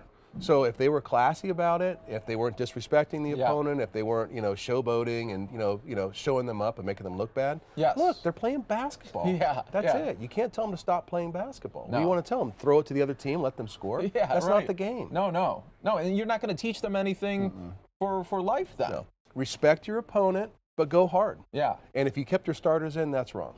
But if you're clearing the bench out, and what else are you going to do? That's it. Yeah. And your bench is getting time in a playoff game. There you go. So they're going to try. Oh yeah, definitely. You Yeah, bet. because they might have not have played much of the season. Right. And So they're showing the coach, this is what I've got in a game situation. Yeah. So next time, put me in more. You bet. There you go. Well, Troy, thanks for bringing that up. I see that we're going to go now to the White House, where we have President Trump and the Israeli Prime Minister speaking that's right now. interesting. This is all happening live it. now. So yeah, we'll go to that now. Iran has not given up its nuclear ambitions. It came out of this nuclear deal emboldened, enriched. It's practicing aggression everywhere, including on our own borders. And I think we have to stop this country that chants death to Israel, death to America. Iran must be stopped. That is our common challenge. The second is seeking, because of that challenge, to exploit the opportunity for peace, because the Arabs have never been closer to Israel. Israel has never been closer to the Arabs. And we seek also to broaden that peace to the Palestinians. So I look forward to those discussions, but I want to just reiterate what you just said.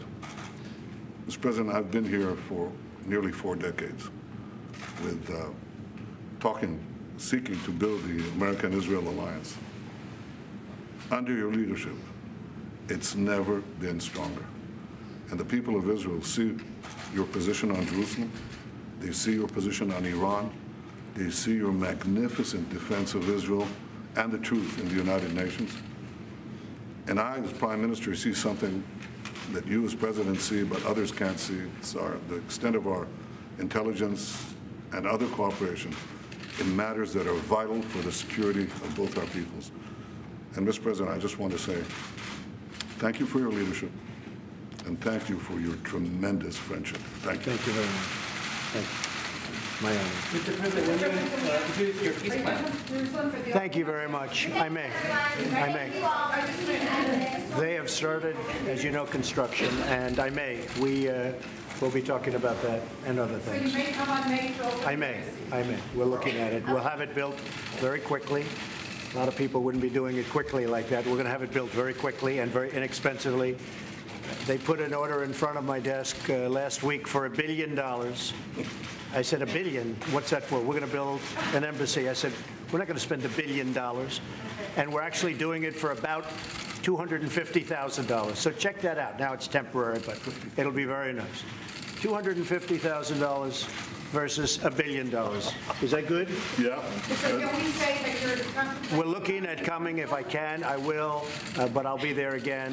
Israel is very special to me, special country, special people, and I look forward to being there, and I'm very proud of that decision. And what about your peace deal? When will you present your peace deal?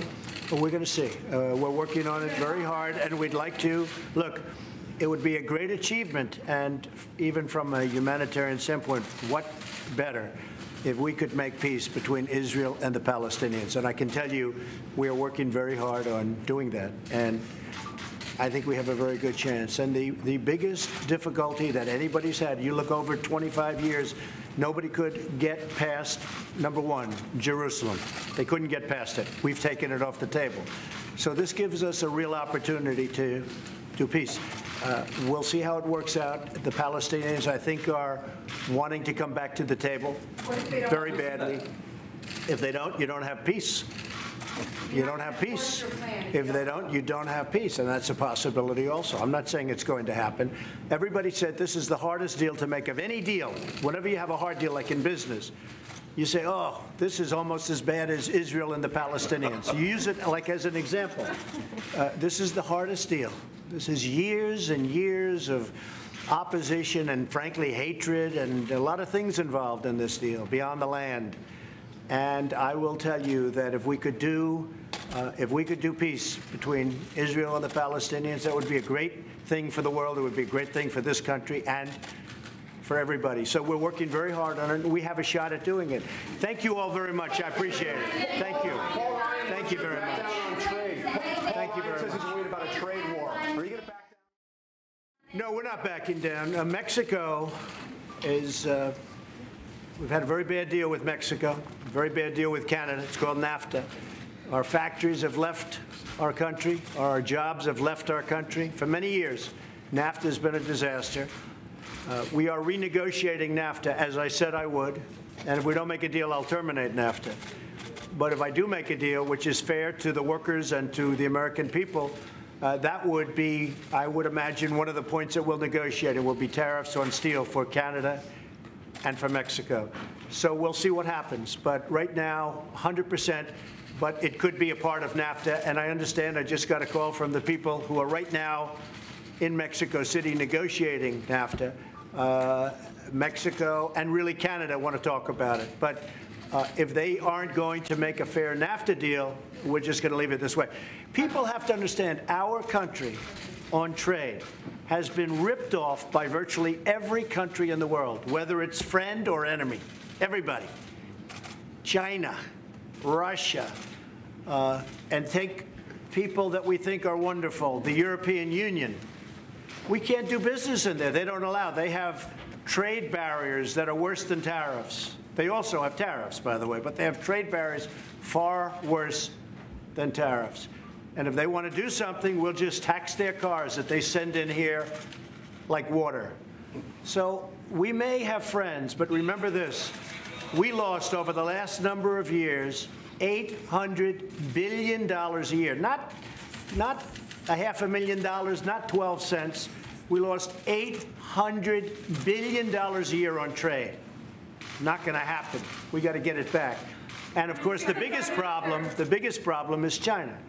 We lost $500 billion. How previous presidents allowed that to happen is disgraceful. But we're going to take care of it. Thank you all very much. Thank you. All right, President Trump there talking about tariffs as well, and it looks like he's still talking. Let's listen in. I don't think you're going to have a trade war now. Prime Minister Netanyahu, would you like to comment about the Thanks, everyone. I will later. Thank you. Thanks, everyone. Thank you all. Thank you. Thank you very much. All right, so that was the White House meeting there with the Israeli Prime Minister, but then President Trump talking about DACA as well as trade with other countries. We'll have more coming up here on News Now. Keep you in D.C. when we come back. Looks like they are getting going on a DACA rally right outside of the Capitol. You're watching News Now.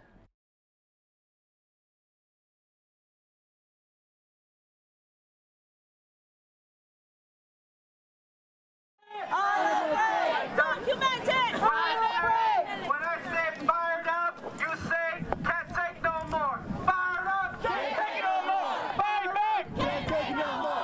Fired up, can't take no more. Fired up, can't take no more. Fired up, can't take no more. Mic check. Mic check. Mic check. Mic check. Mic check. Mic check.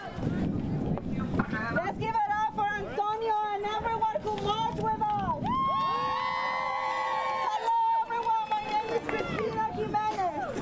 I'm the executive director and co-founder of United We Dream. And I am so proud and feel so powerful this morning to be with all of you here and to come together to put our bodies on the line. We have Muslim community here with us. We have the Jewish community here with us. We have undocumented young people and immigrant families. To say clearly to all of those who want to deport us that we are undocumented, unafraid, here to stay, and here to fight. Yeah.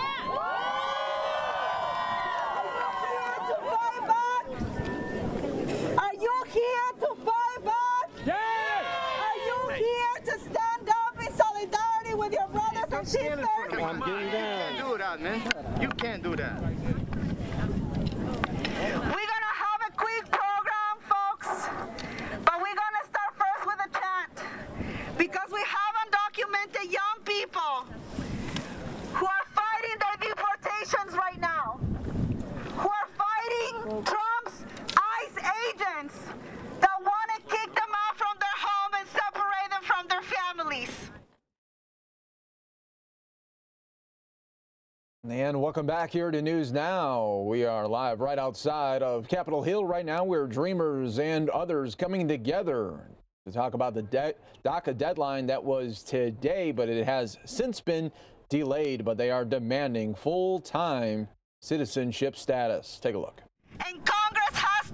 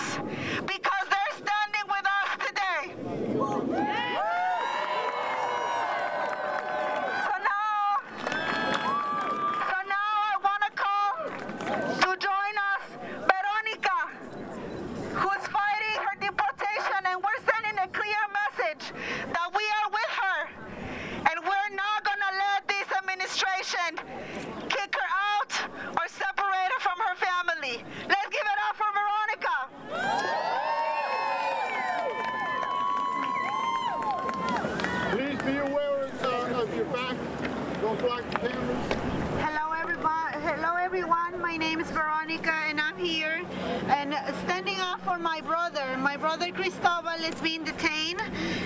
He is facing deportation, and I am a DACA holder too. So I'm here to stand up for me, for my family, for my nephews, for everybody else who's fighting. I want you to join us together. We're making a big force. We want to send a big message to Trump. Do not separate families. Do not tear families apart. We are immigrants and we are hard-working people. We are the force of the United States. We wanted a Clean Drink Act now. We want to keep our families together. We don't want kids left behind, kids left on their own to survive in this country. We want families together. Thank you.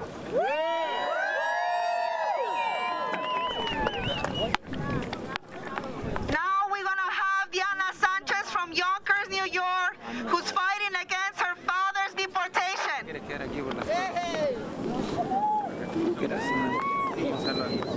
Hello everybody, my name is Diana Sanchez. I'm a dreamer, but I'm here fighting not only for the DREAM Act, I'm fighting also for my dad. My dad is currently being deported, like he's in custody of ICE. We're hoping that they give him time. He has been active in the community for over 20 years. With his dance group, he has taught children, adults, and teens Mexican culture.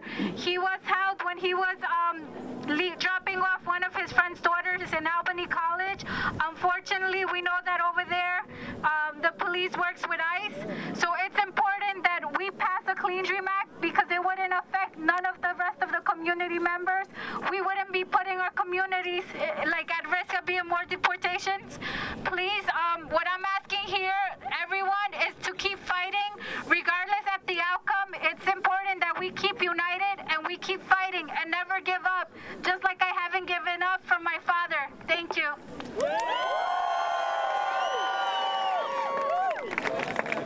Thank you so much, Diana, for your courage. We are with you and with your family. Now we're going to have Alejandra Gomez from South Carolina, who's fighting against the deportation of her family as well.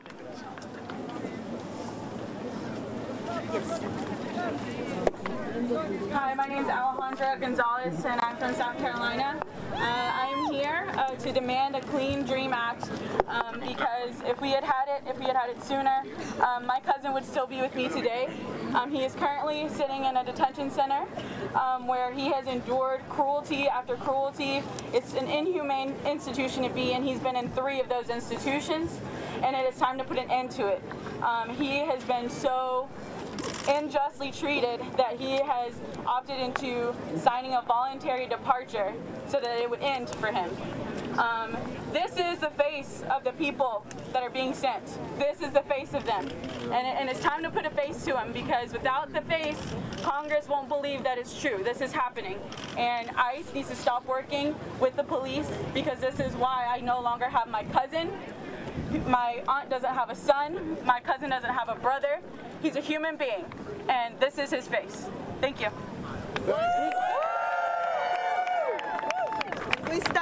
We stand with you, sister. Now we're gonna have Kimberly Guzman.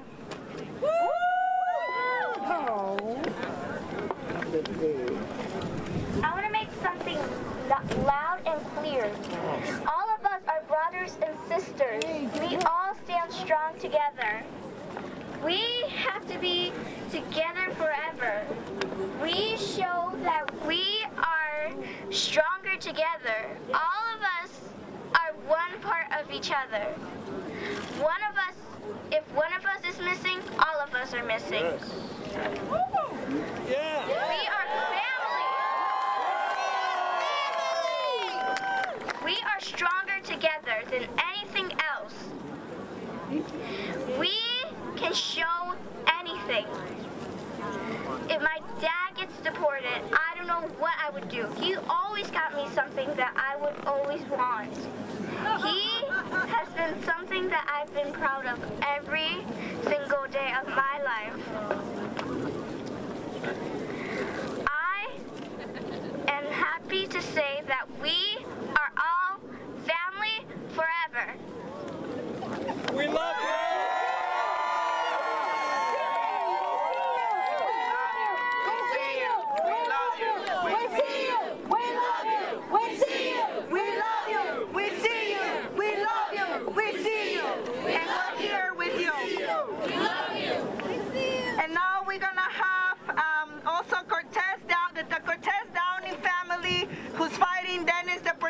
Dennis is currently in a detention center. You got it, Cortez! Hello, my name is Cortez Downey, and I'm an educator from Houston, Texas. I'm here today to demand a Clean Dream Act. As an educator, it is my job, my duty, and my responsibility to help create communities in which students are able to learn and to grow. My job is difficult if students are afraid to come to school. My student Dennis was arrested for standing up to his school bullies. He was later detained by ICE, where he has currently been sitting since the end of January. I demand that Congress and the Trump administration pass a Clean Dream Act so that this does not happen to more of our students. Our students deserve to go to schools where they do not have to fear deportation, where they can focus on their education. Yeah. We see you, we hear you, we love you, and we stand with you. We're gonna wrap it up in a second, but before we wrap up this short program, I want to invite my sister Linda Sorsur from the Women's March, who's standing with us today, and with the leaders from the Muslim community, the imams that have come to join us today from across the country to send a clear message to Congress that we're here to stay, we're here to fight, and we're here together. Oh, there she is. Linda!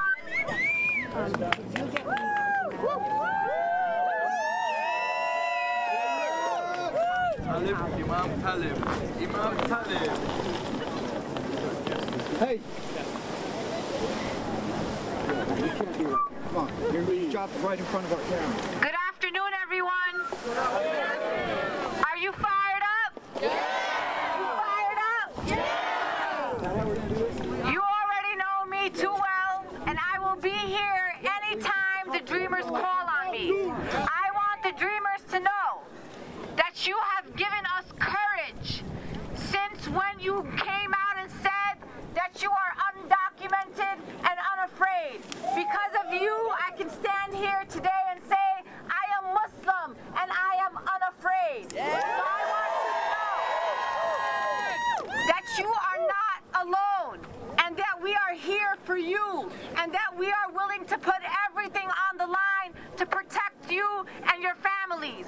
And when I say dreamers, I also mean your parents, because your parents are the original dreamers who dreamed for a better life for you, which is why you are here today. So when I say undocumented families, undocumented people, I mean every single one of you. 12 million of you are our families, and we will protect you. I want to introduce to you my religious leaders, some of the most prominent Muslim leaders in America who have left their places to come and stand in solidarity with you. I want to introduce to you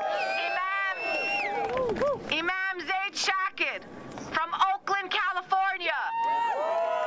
He's also one of the co-founders of Zaytuna College, the first Muslim accredited university in America. Please give it up for Imam Zaid Shakid.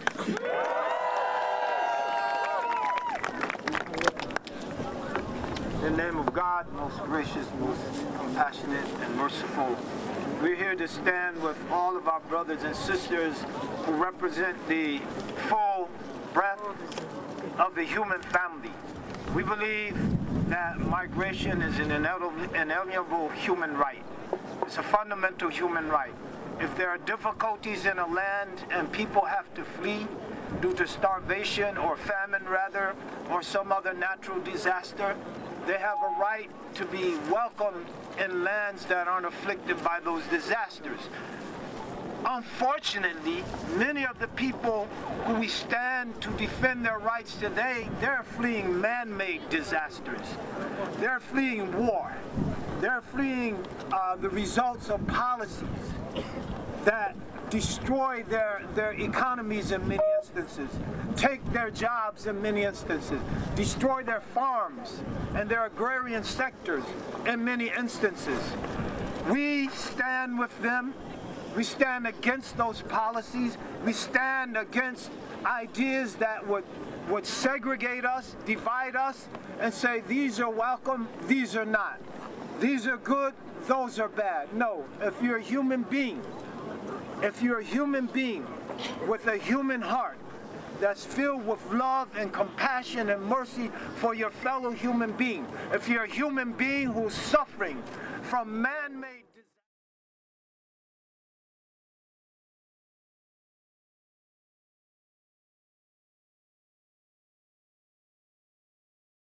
synagogues are welcome. Our land is a welcome place for you. And no matter what any politician says, you have a right to be in our home, because our home is this earth. And every corner of this earth is God's earth. And as God's earth, there's no political regime that can say this one or that one is unwelcome. That's right.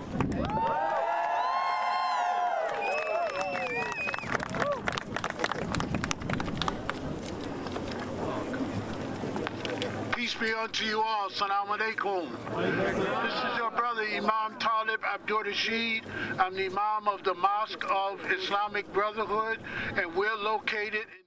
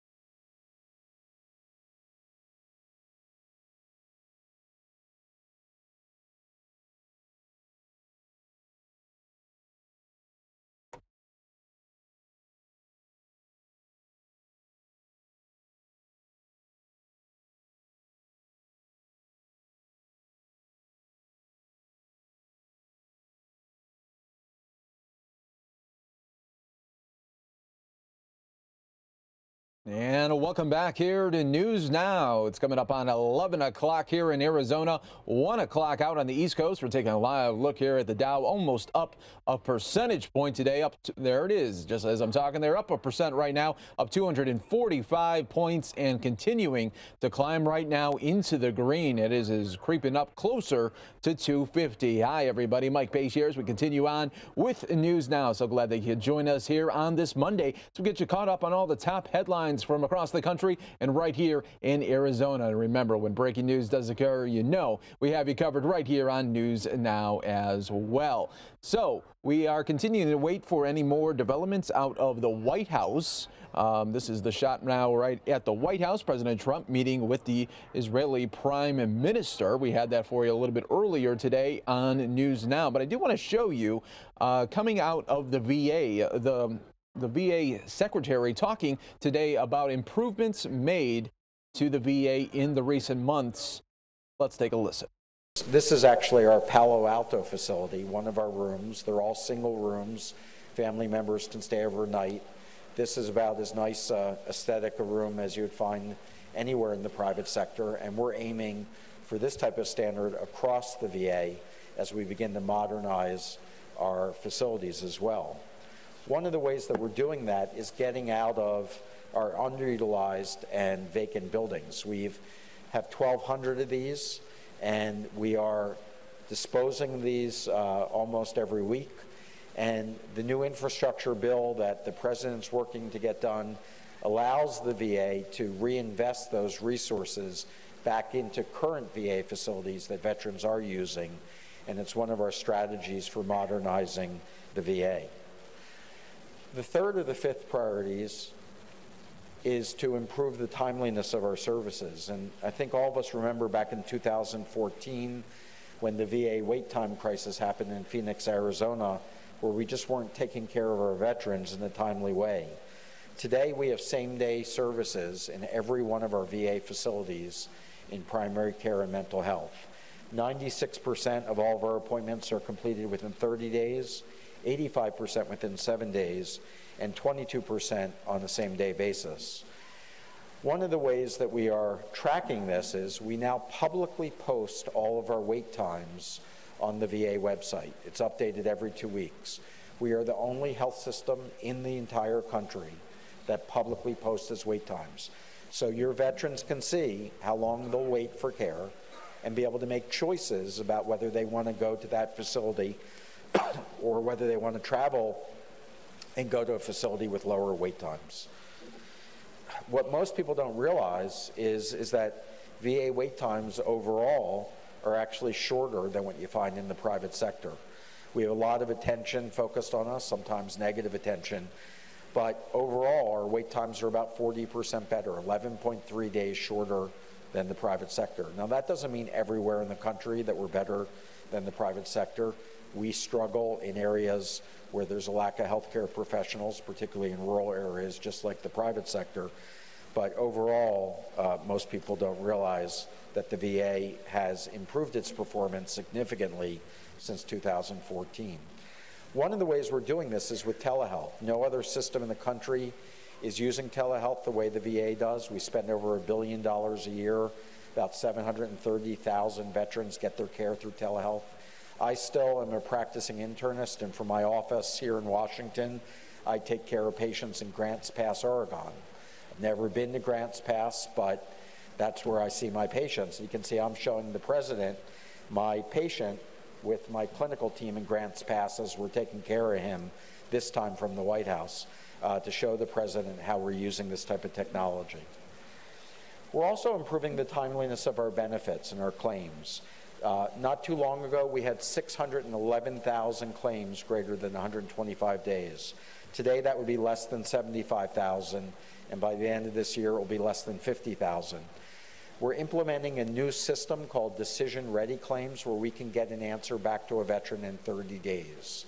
And we're working with our veteran service organizations and many of you to try to get veterans to understand this is an elective process that they can use to get faster decisions. I mentioned our appeals modernization, a law that we got changed since last updated in the 1930s. Because of that, we're beginning to process many more appeals.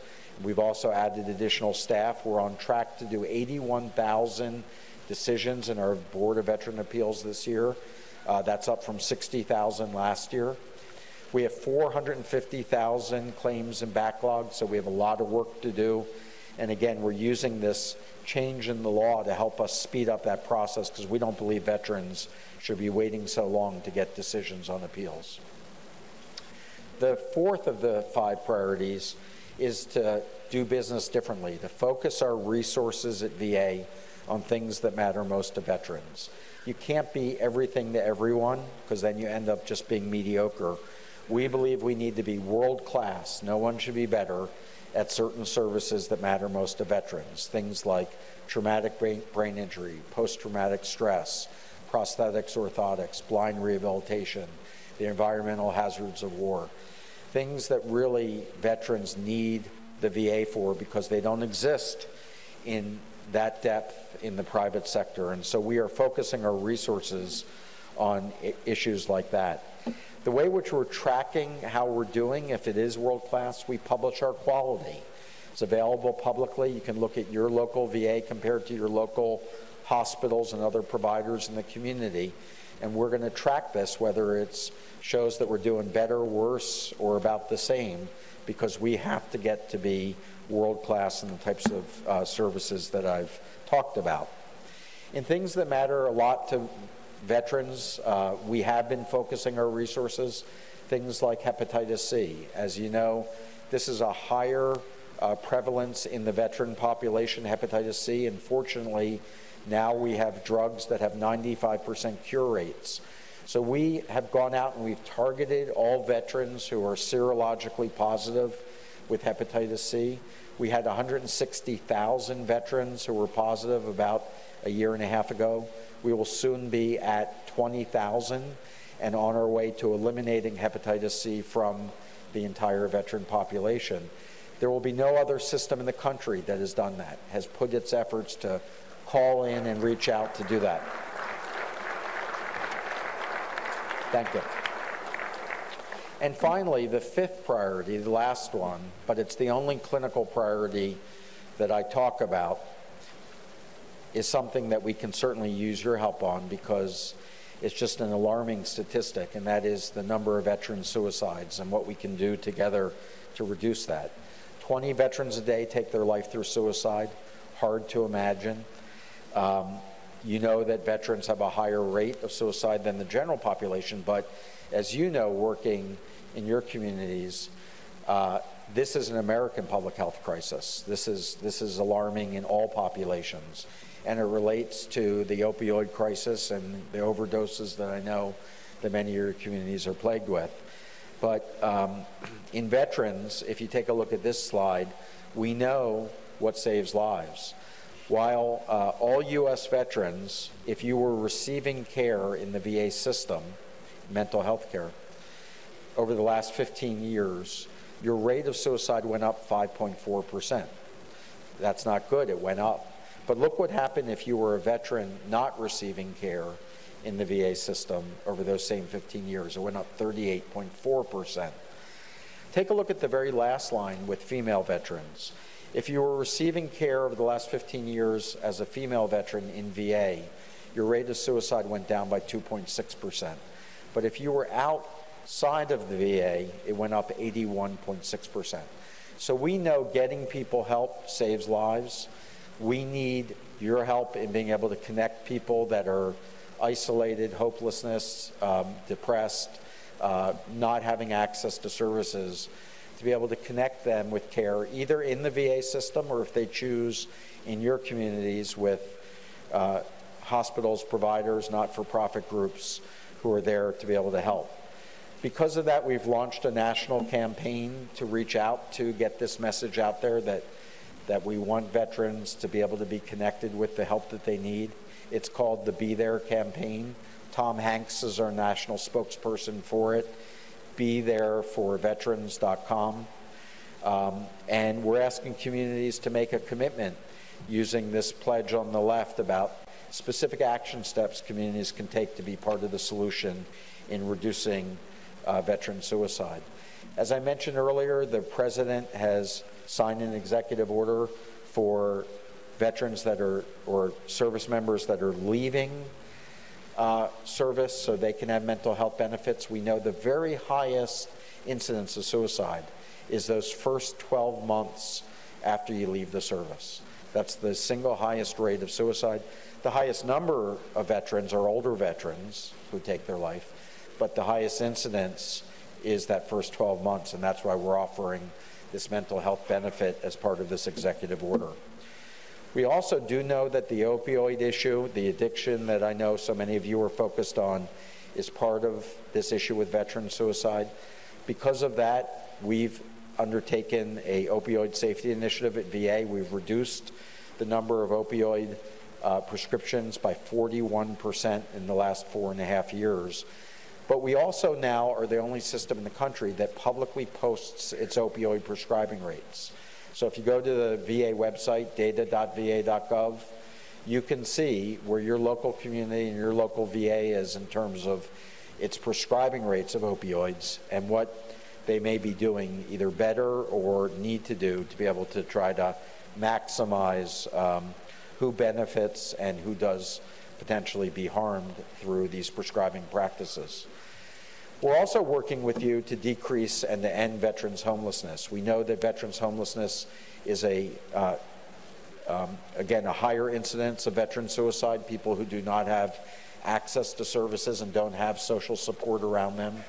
We've had close to a 50% reduction in veteran homelessness in the past 5 years, but we still have 45,000 homeless veterans across this country. And so we're trying to work closely with local governments to find solutions. We're obviously doing this also at the federal level with the Department of Housing, Urban Development. One of the first decisions I made as secretary was to extend mental health benefits to other than honorable discharges. 15% of all people discharged from the service end up with a other than honorable discharge, not a dishonorable discharge, but other than honorable, which may often be related to a behavioral health issue or a substance abuse issue. We think they need treatment. We think they're at risk for suicide, and that's why we took those steps to be able to get them the help that they need as well. And finally, let me just end by letting you know that we're working now with Congress to implement the President's budget for 2019. It is a strong budget for veterans. It reflects the President's commitment to improving services and care for veterans. It's close to a $200 billion request. It adds money for things that we've talked about, like mental health and homelessness. It also reflects an investment back into the VA, as well as expanding the options of choice for veterans in the community. So we think it's the right thing, and we're working hard to make sure that that becomes a reality. I appreciate the time that you've given me this morning, and thank you again for everything that you do on behalf of our veterans. Thank you very much.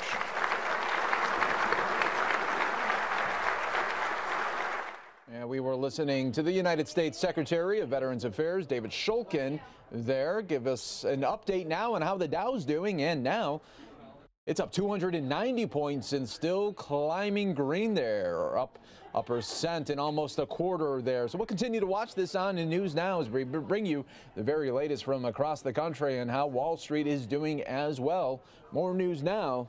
It's coming up next.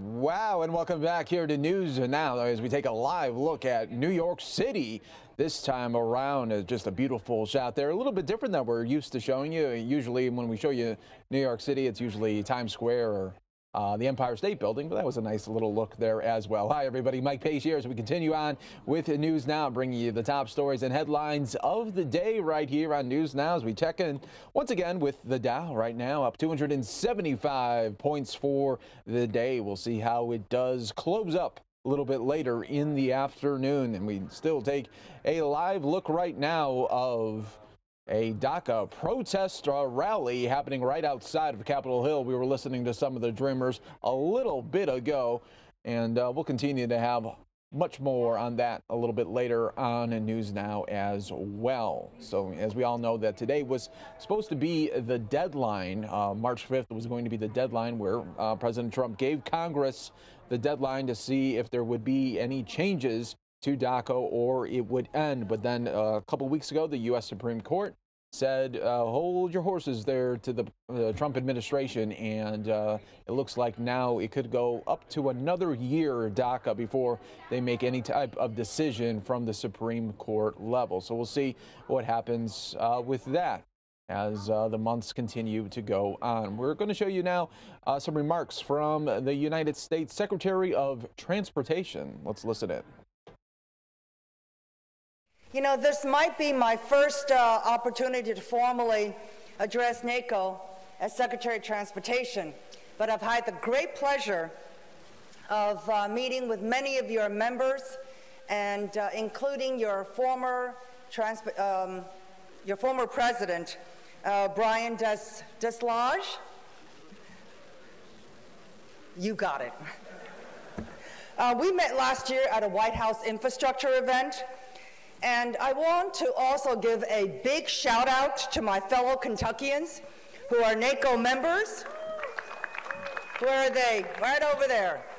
Including Judge Gary Moore of Boone County and Chairman of the NACO Transportation Committee, who paid a very special visit to Washington to invite me to join this event.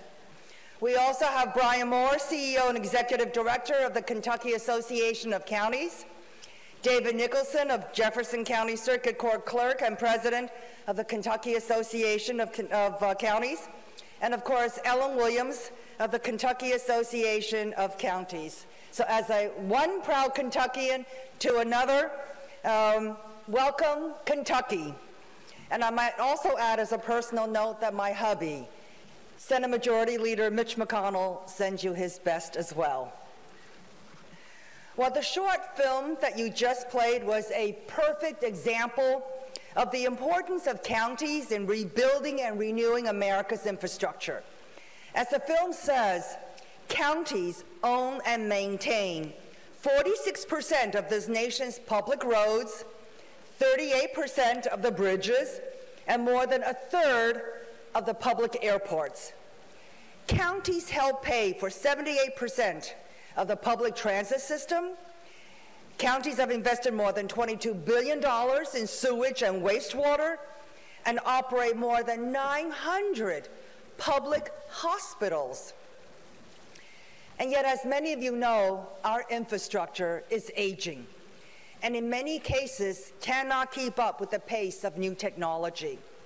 And so that is why 12 federal government departments have been working on the President's initiative to revitalize our country's infrastructure. The plan involves more than just transportation infrastructure. It also includes energy, drinking and wastewater, rural broadband, and veterans hospitals. The goal of the President's proposal is to stimulate at least $1.5 trillion in infrastructure investments, which includes a minimum of $200 billion in direct federal funding. The guiding principles are quite simple. There are 4 of them. One is to use federal dollars as seed money to incentivize infrastructure investment. Because when the federal government comes into a project, and when a local and state government as well, it speaks volumes about the creditworthiness and the quality of that project. So our involvement is important. Number 2, provide for the needs of rural communities. Number 3, streamline and speed up project delivery. And 4, reduce unnecessary and overly burdensome regulations. And as a former Secretary of Labor, I'm so pleased to note that this administration's infrastructure plan also has a workforce component to help workers access the skills needed to build these projects. In addition, a key element of the proposal is to empower decision-making at the state and local level, because you know best the infrastructure needs of your own communities. Half of the federal funds will go toward incentivizing new state, local, and private sector investments in infrastructure, and these will be competitively awarded. 25% of the federal funds will be dedicated to addressing rural investment needs, because we understand that rural America has different kinds of needs. And these rural infrastructure needs will be prioritized by state and local leaders like you. Since 70% of America's counties are rural, this is good news. 40% or $40 billion of this amount will be allocated by formula, while $10 billion will be performance-based grants to reward states that produce the best results. Now, there are some estimates that say that our country's infrastructure needs as much as $4 trillion in investments. We cannot fund all these infrastructure needs by only the federal government, or only with deficit spending, or by floating bonds or borrowings. Doing so would result in dislocations in the private markets, hinder growth and job creation. So the President's plan allows the private sector to participate in the building of our public infrastructure. And you would be amazed, 26 states in our country do not allow the private sector to participate in the building of public infrastructure. In the last year, many parts of the federal government have been in discussion and consultation with the private sector on ways to help finance our infrastructure needs. America has the largest and most robust capital markets in the world. There are many private sector funds, for example, private pension funds, who want conservative investments like public infrastructure, which have collateral that will not walk away. So there are different ways for the private sector to participate and offer alternative forms of financing, including private activity bonds, operations, different kinds of infrastructure financings, and also asset recycling as well. And the good thing that you might want to keep in mind is that in addition, the private sector helps to allocate risk. Because if a project is not successful, the private sector bears the first loss instead of the taxpayer. But in many states, private pension and investment funds are restricted in their ability to invest in public infrastructure, as I've mentioned. The department recognizes that there's no one-size-fits-all solution, and that different areas of our country requires different solutions. And the private sector investment is one solution, one option that should be allowed to participate where appropriate. So we are not advocating for one solution versus another. That is really up to you. What we are hoping to encourage is that all parties who are interested in participating in helping to build our infrastructure be allowed to do so. There are many other countries, including Australia, France, and England, European countries, who've worked with their private sectors to build and operate infrastructure that has improved lives and led to economic growth. And historically, America's first infrastructure was built with private sector participation, so they should not be excluded. There are many successful models to tap, and for more background on the infrastructure plan, there are tons of copies available of the booklet that is entitled The President's Initiative for rebuilding infrastructure in America. It contains more details of the infrastructure proposal and its goals, and I hope that you'll find it helpful. The other key part of the President's plan to revitalize our infrastructure and create jobs are streamlining the permitting process and reducing the regulatory burdens on job creators, and that's basically employers. These changes will help to make projects available more quickly for private sector investment dollars. If the permitting process is shorter, it offers less risk to potential investors. So when we say streamlining the permitting process, I want to make it very clear. We're not compromising on the environment, but rather finding common sense ways in which permitting can be allowed to proceed faster. For example, reducing redundant or duplicative processes, or allowing sister agencies to share information rather than require them to each conduct their own studies, or encouraging concurrent processes and approvals rather than sequential. These practices are commonly found in European countries. The department is already making progress in reducing red tape. I'm glad to report we are implementing the President's one federal decision, which was announced last October.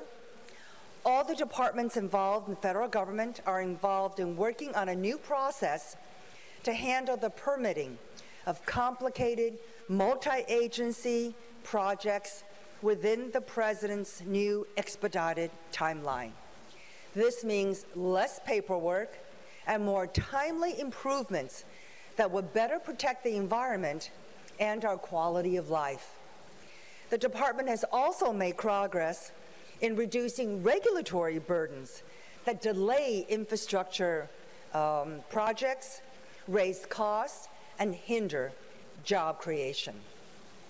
In 2017, the department decreased the regulatory cost by $300 million and is on track to reduce the cost of regulations by more than $500 million in 2018. In addition, the department is working to make the Tiger and Infra grant programs more effective and reflect the President's priorities. The department received 450 applications, which were due on October 2nd, 2017, for the 2017 Tiger Grant Program. It took us a while to process these applications because this is still a new program under the FAST Act, and these award announcements will be coming out very soon. The Infra Awards announcement will follow afterwards.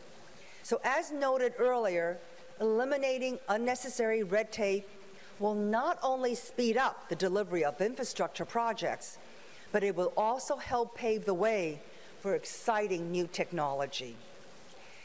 As mentioned, a certain portion of the President's infrastructure proposal will focus on transformative technology. As you've heard, our country is on the cusp of a transportation revolution. New technologies could transform the way that we travel and connect with one another. Autonomous or self-driving vehicles, drones, and other transportation innovations have the potential to improve safety by addressing human error, which is a factor in 94% of traffic accidents.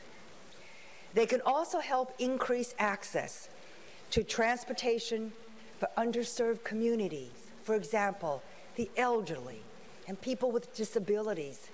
Think about that. New technologies can give back to them their freedom, their mobility. But as you know, there are concerns also about these new technologies. 74% of Americans are kind of hesitant about using autonomous vehicles. And for policymakers, we need to be responsible when we issue regulations. We need to address legitimate concerns over these technologies regarding safety, security, and privacy. And so the department issued voluntary guidelines called Autonomous Vehicles 2.0, A Vision for Safety, last September 2017, which superseded the previous version, which was issued in September 2016. Technology is changing so rapidly that work is already underway on autonomous vehicles AV 3.0, which we hope to release as early as this summer. This new AV guidance will be multimodal and include various surface transportation systems, such as trucks, rails, and mass transit. So I'm going to show you a copy of AV 2.0. This is the 2.0 version of the voluntary guidelines on automated driving systems, which came out on September 2017. And the 3.0 version will be coming out, hopefully again, this summer. Drone technology is another new phenomenon. It's changing the aviation industry. Companies are increasingly interested in adopting drones for all kinds of commercial and humanitarian applications. On January 10th, 2018, a major milestone was reached when the 1 millionth drone was registered in the United States. And there's been a significant increase in a new job category, which did not exist 5 years ago. It's called a drone operator. All right, and when we come back here on News Now, you won't believe what some people are doing in San Francisco when it comes to living arrangements. So what you got to do in San Francisco just to get by, that's coming up next here on News Now.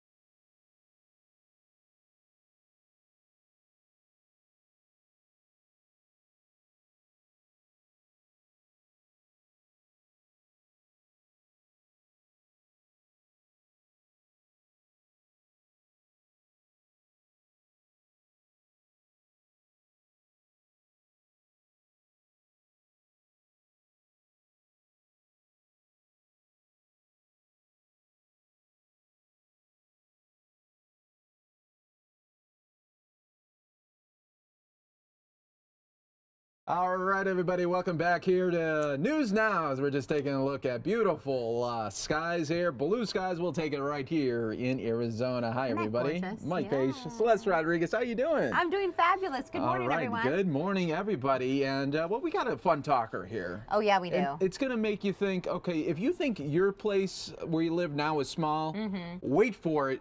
Because in San Francisco, what these people are doing, these young professionals, because, you know, everything is just so expensive there. Oh, yeah. Everything. Everything. So now, you know, because of apartment or condo, that's out of the window there for some people, right? Yeah, they can't even afford a condo. No. They can't afford to have a roommate in No. San Francisco anymore. No, they can't. Let alone maybe 2 roommates or something like that. So look what they're doing now. Yes. Dorm living is coming to San Francisco. You thought you were done with it in college? Nope, you're going back into That's it. right. Is this a wild story or what? Yeah. 130 to 220 square feet. That is, I did a story on a tiny house last week. Yeah. That one was 200 square feet. They were able to fit a small kitchen. It really was a sink the size of maybe a watermelon, right? And it was really small. But at least for that tiny home, you get your little sink. And you get a kitchen. At least you get a sink. And a bathroom. Yeah. So in this case, with these places in the Bay Area, Yes. you have to share a bathroom with everyone With everybody. on the floor. So it's just like a dorm. It's just like a dorm. So congrats, everybody. You got that degree. Now you're going back in it because you're living in San Francisco. I mean, I just don't understand. Well, you can come out to Phoenix. You can live out here See? for pretty reasonably. Oh, yeah. And very nice, you know? And so it ranges anywhere from 1,400 to 2,400 for these dorms. Oh, it's goodness. It's pretty wild. But you know what I like about it? They say Wi-Fi's included. Ooh. Oh. Well, then, you know, why not? It better be. So you have to share a bathroom, right? Yeah. Down to the hall. You have to share a kitchen. You have to share a living space. Mm-hmm. So really, it's just that 130 square feet. That's 1,400. Yeah, that's 1,400. 220 square feet, more like 2,400. mean- There are condos in downtown Phoenix that are, you know, selling or renting for 2,500, but they're brand new condos they're brand new. and high rise, and you get a And you have a kitchen, you get a bathroom. Yes. Now the question is whether or not you still have those shower sandals from college, Yeah, sure. right? Because you'd have to get a new pair if you're going to be sharing.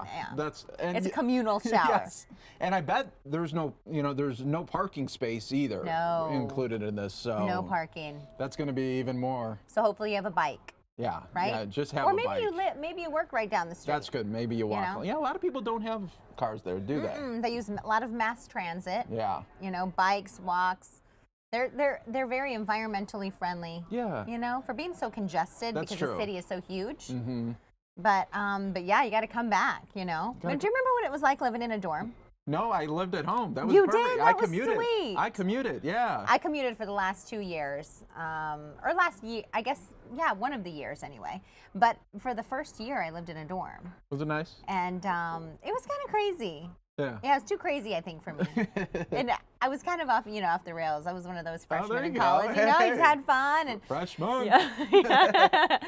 And I, you know, what do you eat then, right? What I ate as a college freshman in the dorms was those sweet and sour watermelon wedges. Oh, okay. But then you go back and you're living in a place this small, and you're thinking, well, what are you gonna? I mean, maybe it's communal eating. Sure. The Right? only way I could see that this would work is Yeah. if you were like just a workaholic that's working like, yeah.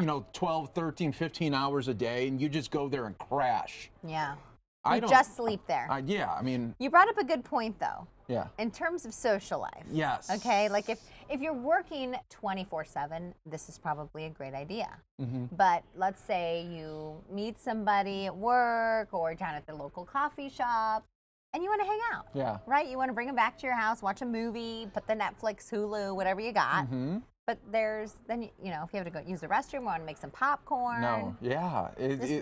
How do you invite that over? I guess you're bound to a futon at that point, don't you Yes, think? you would have Because to. then it's like There's doubles no- as the couch and the bed. You're no way are you getting a full in there. No Yeah. way. No No. way. No way.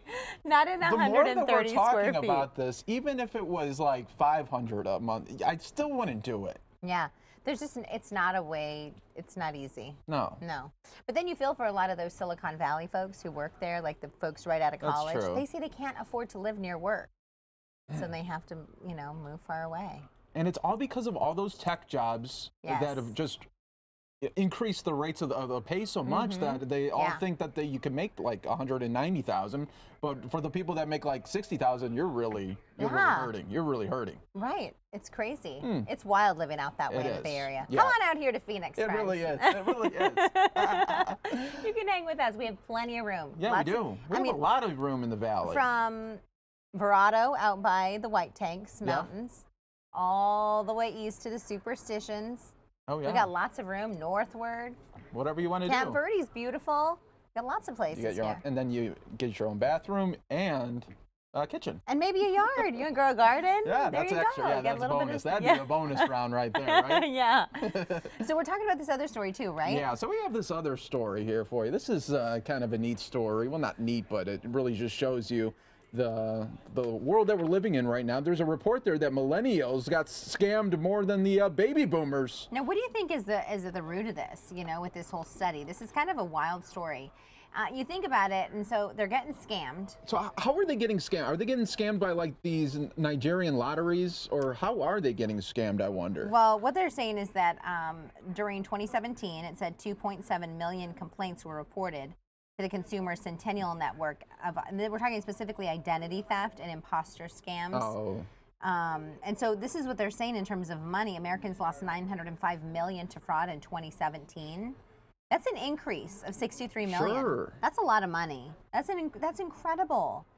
And so I think a lot of these, it didn't give a whole lot of information and details on in terms of whether or not it was an email scam or anything like that. But if you think about it, a lot of these scammers, they know where to find us. Yeah, right? they do. Download your app, download apps. You're on websites.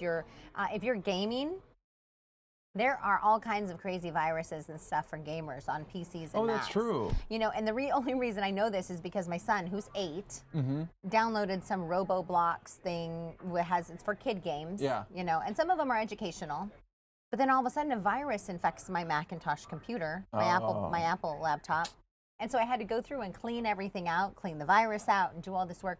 But in the process, all these weird emails started coming and pop-ups on my screen. That's the worst. And so I think what happens is they kind of creep in through games, maybe emails. You know, if you think about it, a lot of millennials, you know, they're getting scammed. That's what this new study is saying.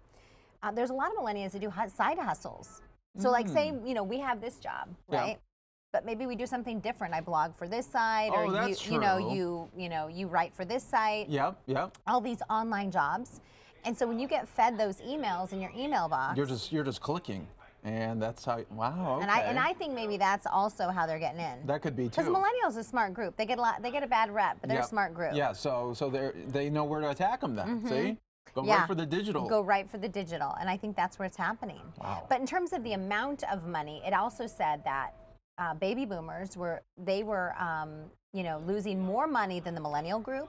But millennials were being scammed more often. Oh, okay. So in terms of quantity, number of times it happened to millennials more often. Baby boomers, though, lost more money. Like huger chunks. Yeah, so you think of like, you know, we always do these stories every year on folks out in like Sun City or Sun City West. These are the sad stories. I know. It's a bummer. And you hear about these folks who respond to like a phone call or an email and they say, hey, we're here to help you out. You know, we're here to run errands for you or whatever they may, you know, I'm your plumber, give me your, you know, your credit card number or whatever you got. Send me a check, blank check, right? And so a lot of them, then they send those items into these people, and these people cash checks worth of thousands and thousands of dollars. I know. It's unreal. You and know? then that's their retirement. These people, I mean, that's their nest egg. I feel bad for those grandparents. They get a call and they say their grandson or granddaughter is in jail, and that they need, you know, some bail, or they've been in a hospital, and like. But you could tell when the scam is going on when these scammers, they want like, you know, gift cards to Amazon, or it's like, no, this is not how it they have work. some crazy requests. That's really weird. Yeah. But it's heartbreaking though when you see how it affects people. it does, because you hit at a very emotional, you know, sense, and and you think what if that was my grandma and grandpa? Definitely. I'd chase them down. Yeah, right. I'd go right up to Sedona. That's right. Hi, Grandma, Grandpa. Yep, how you guys know. doing? You were there visiting them a couple weeks ago. A couple weeks ago, yes. I remember I asked Mike about it. Yeah, so they're doing well, and they're enjoying right now. Yeah, it's really important, I think, that we take care of those older generations in more ways than just like loving on them, like, right? Oh, like, yeah. Like caring for them in terms of taking care of their, well-being, their health, their mental state, their, making sure they have everything they need and enough food to eat and things like that, because, they're one of the generations. They have so much wisdom. They do. Really? They really do. And everything that they've shared with us over the years, a lot of them, some of the older ones have fought in World War II. Mm-hmm. Now it's the Korean War and things like that, and it's really important. So to see these scammers hit groups like that, don't even get me started. Don't even. don't even jump it up. Yep. Right. Don't get me started. Yeah, right. And if you're a scammer out there watching, watch it. Come on. Well, Celeste, thanks for coming on. You're doing the noon today, yes, right? All yes, right. we're All doing right. that. So in just Troy about and I. 15 minutes, and catch her on Fox 10 News at noon. All right. I'm going to go finish up my BLT, my All right. friend. Thanks so for much, having Celeste. me. More news now coming up next.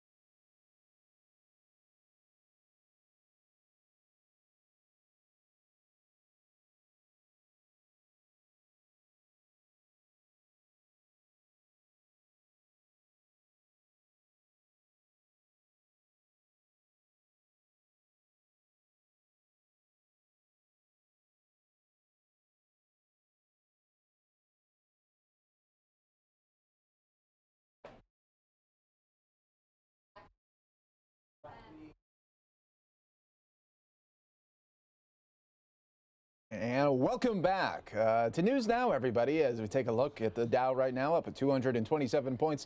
It's going back down just a little bit. At the high today, it was up about 285 points.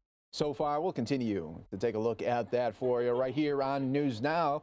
Getting a new feed in, just jumping in right here. This is just right outside of the Capitol right now. Looks like there are going to be arrests being made at any moment now. This is all coming for the DACA rally that was happening right outside of the Capitol, and we were bringing that to you live right here on News Now. But it looks like at any moment these dreamers and other supporters of DACA will soon be getting arrested by the U.S. Capitol Police. You see all the zip ties that they have there, and it looks like they are about to be moving in here. So let's take this for just a little bit longer. Obviously, this is the day where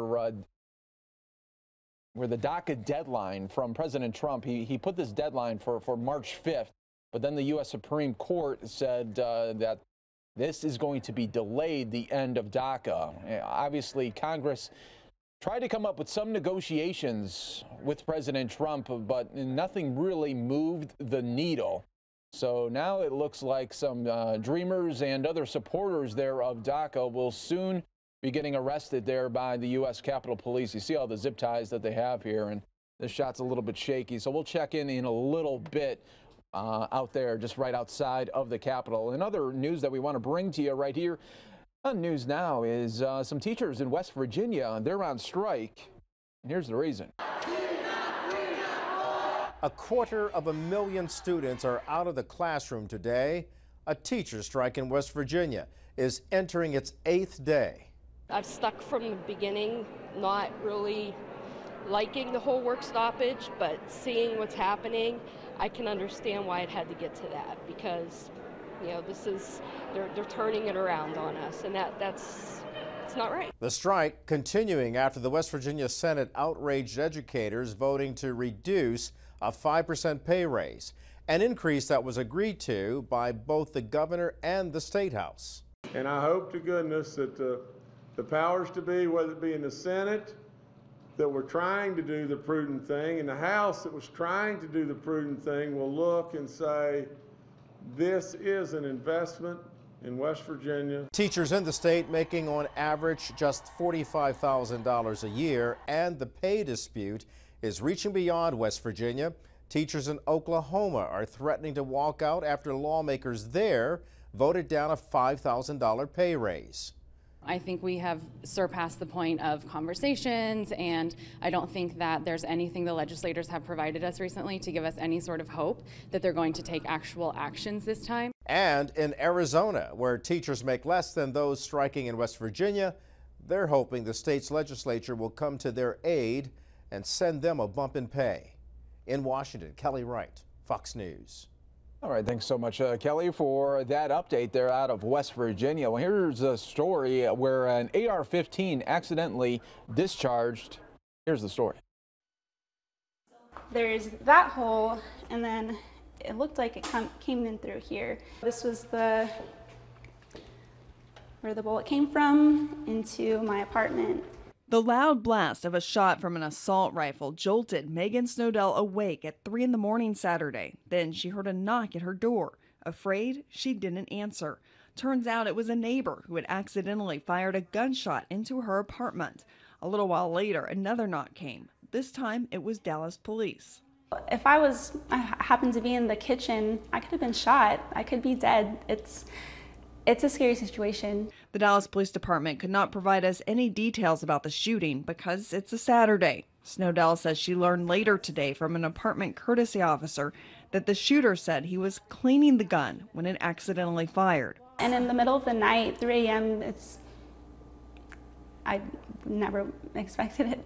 After seeing some concerning statistics about deaths from unintentional gunfire, Snowdell reached out to us. I don't have a problem with anyone owning guns. I think if you own one, you should know how to use it. You should keep it safely locked up, secured. According to the Centers for Disease Control and Prevention, 500 people were killed in unintentional shootings in 2015. The most recent year statistics are available for. I think just more actions need to be taken so accidents like this don't happen, because this is not just an accident. This can be fatal. Lori Brown, Fox 4 News. All right, very close call there, no doubt, as we now take back out live right now, Capitol Hill. It looks like there are going to be some arrests made to Dreamers and other supporters there of DACA. This all coming on today when there's going to be several marches, not only in D.C., but as well as in New York City from Nevada. Also to Capitol Hill, to Trump Tower in New York City, immigrants and their allies are holding marches, rallies, and prayer vigils to make sure their plight remains in the spotlight, because even though the Supreme Court bought them some time, it may just be for a little while. Now, many of the protests are focusing on Republican leaders in Congress and White House officials as well, who have stalled efforts to pass a DACA solution. Some protesters, they're targeting Democrats as well for not pushing the issue hard enough. A group of DACA recipients wore white wigs and hobbled around on canes outside the Democratic National Committee in Washington today to highlight how long they waited for Congress to pass the DREAM Act, a bill that would protect them but has repeatedly failed since it was first introduced back in 2001.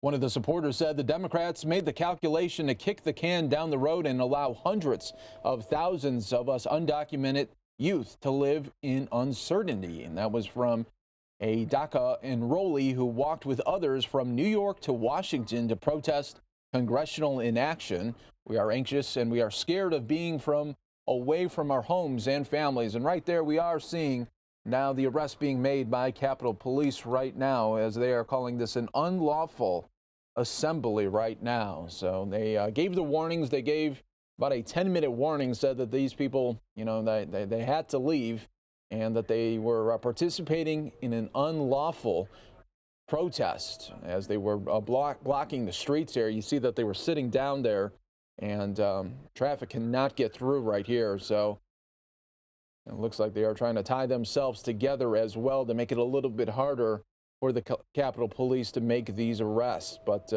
just like we've seen in the past, they will be able to get that done, but it might take some time here as we're taking a look here at Dreamers as well as their supporters here, as the DACA deadline was today, but the Supreme Court pushed it back to give them some time, but it also gives them still uncertainty about what could happen. And there could be a time when that DACA program does end like President Trump wanted to, and that's why he had Attorney General Jeff Sessions last year come out and initially rescind President Obama's DACA program here. So we'll continue to monitor this for you here on News Now. Join us on fox10phoenix.com in just a little bit. Fox 10 News at noon is going to be kicking off, and they'll have the top headlines as well for you. But fox10phoenix.com will have the very latest coming out of D.C. as well. We had it earlier today that there was protests right outside of Trump Tower, and we'll see if there was any arrest. We'll try to get you an update there a little bit later in the afternoon for you on News Now. But that's going to do it for us today on Fox 10 Extra. Thanks so much for joining us today. I'm Mike Page, wishing you guys all a happy Monday, and we'll see you on Tuesday. We'll do it again. Take care.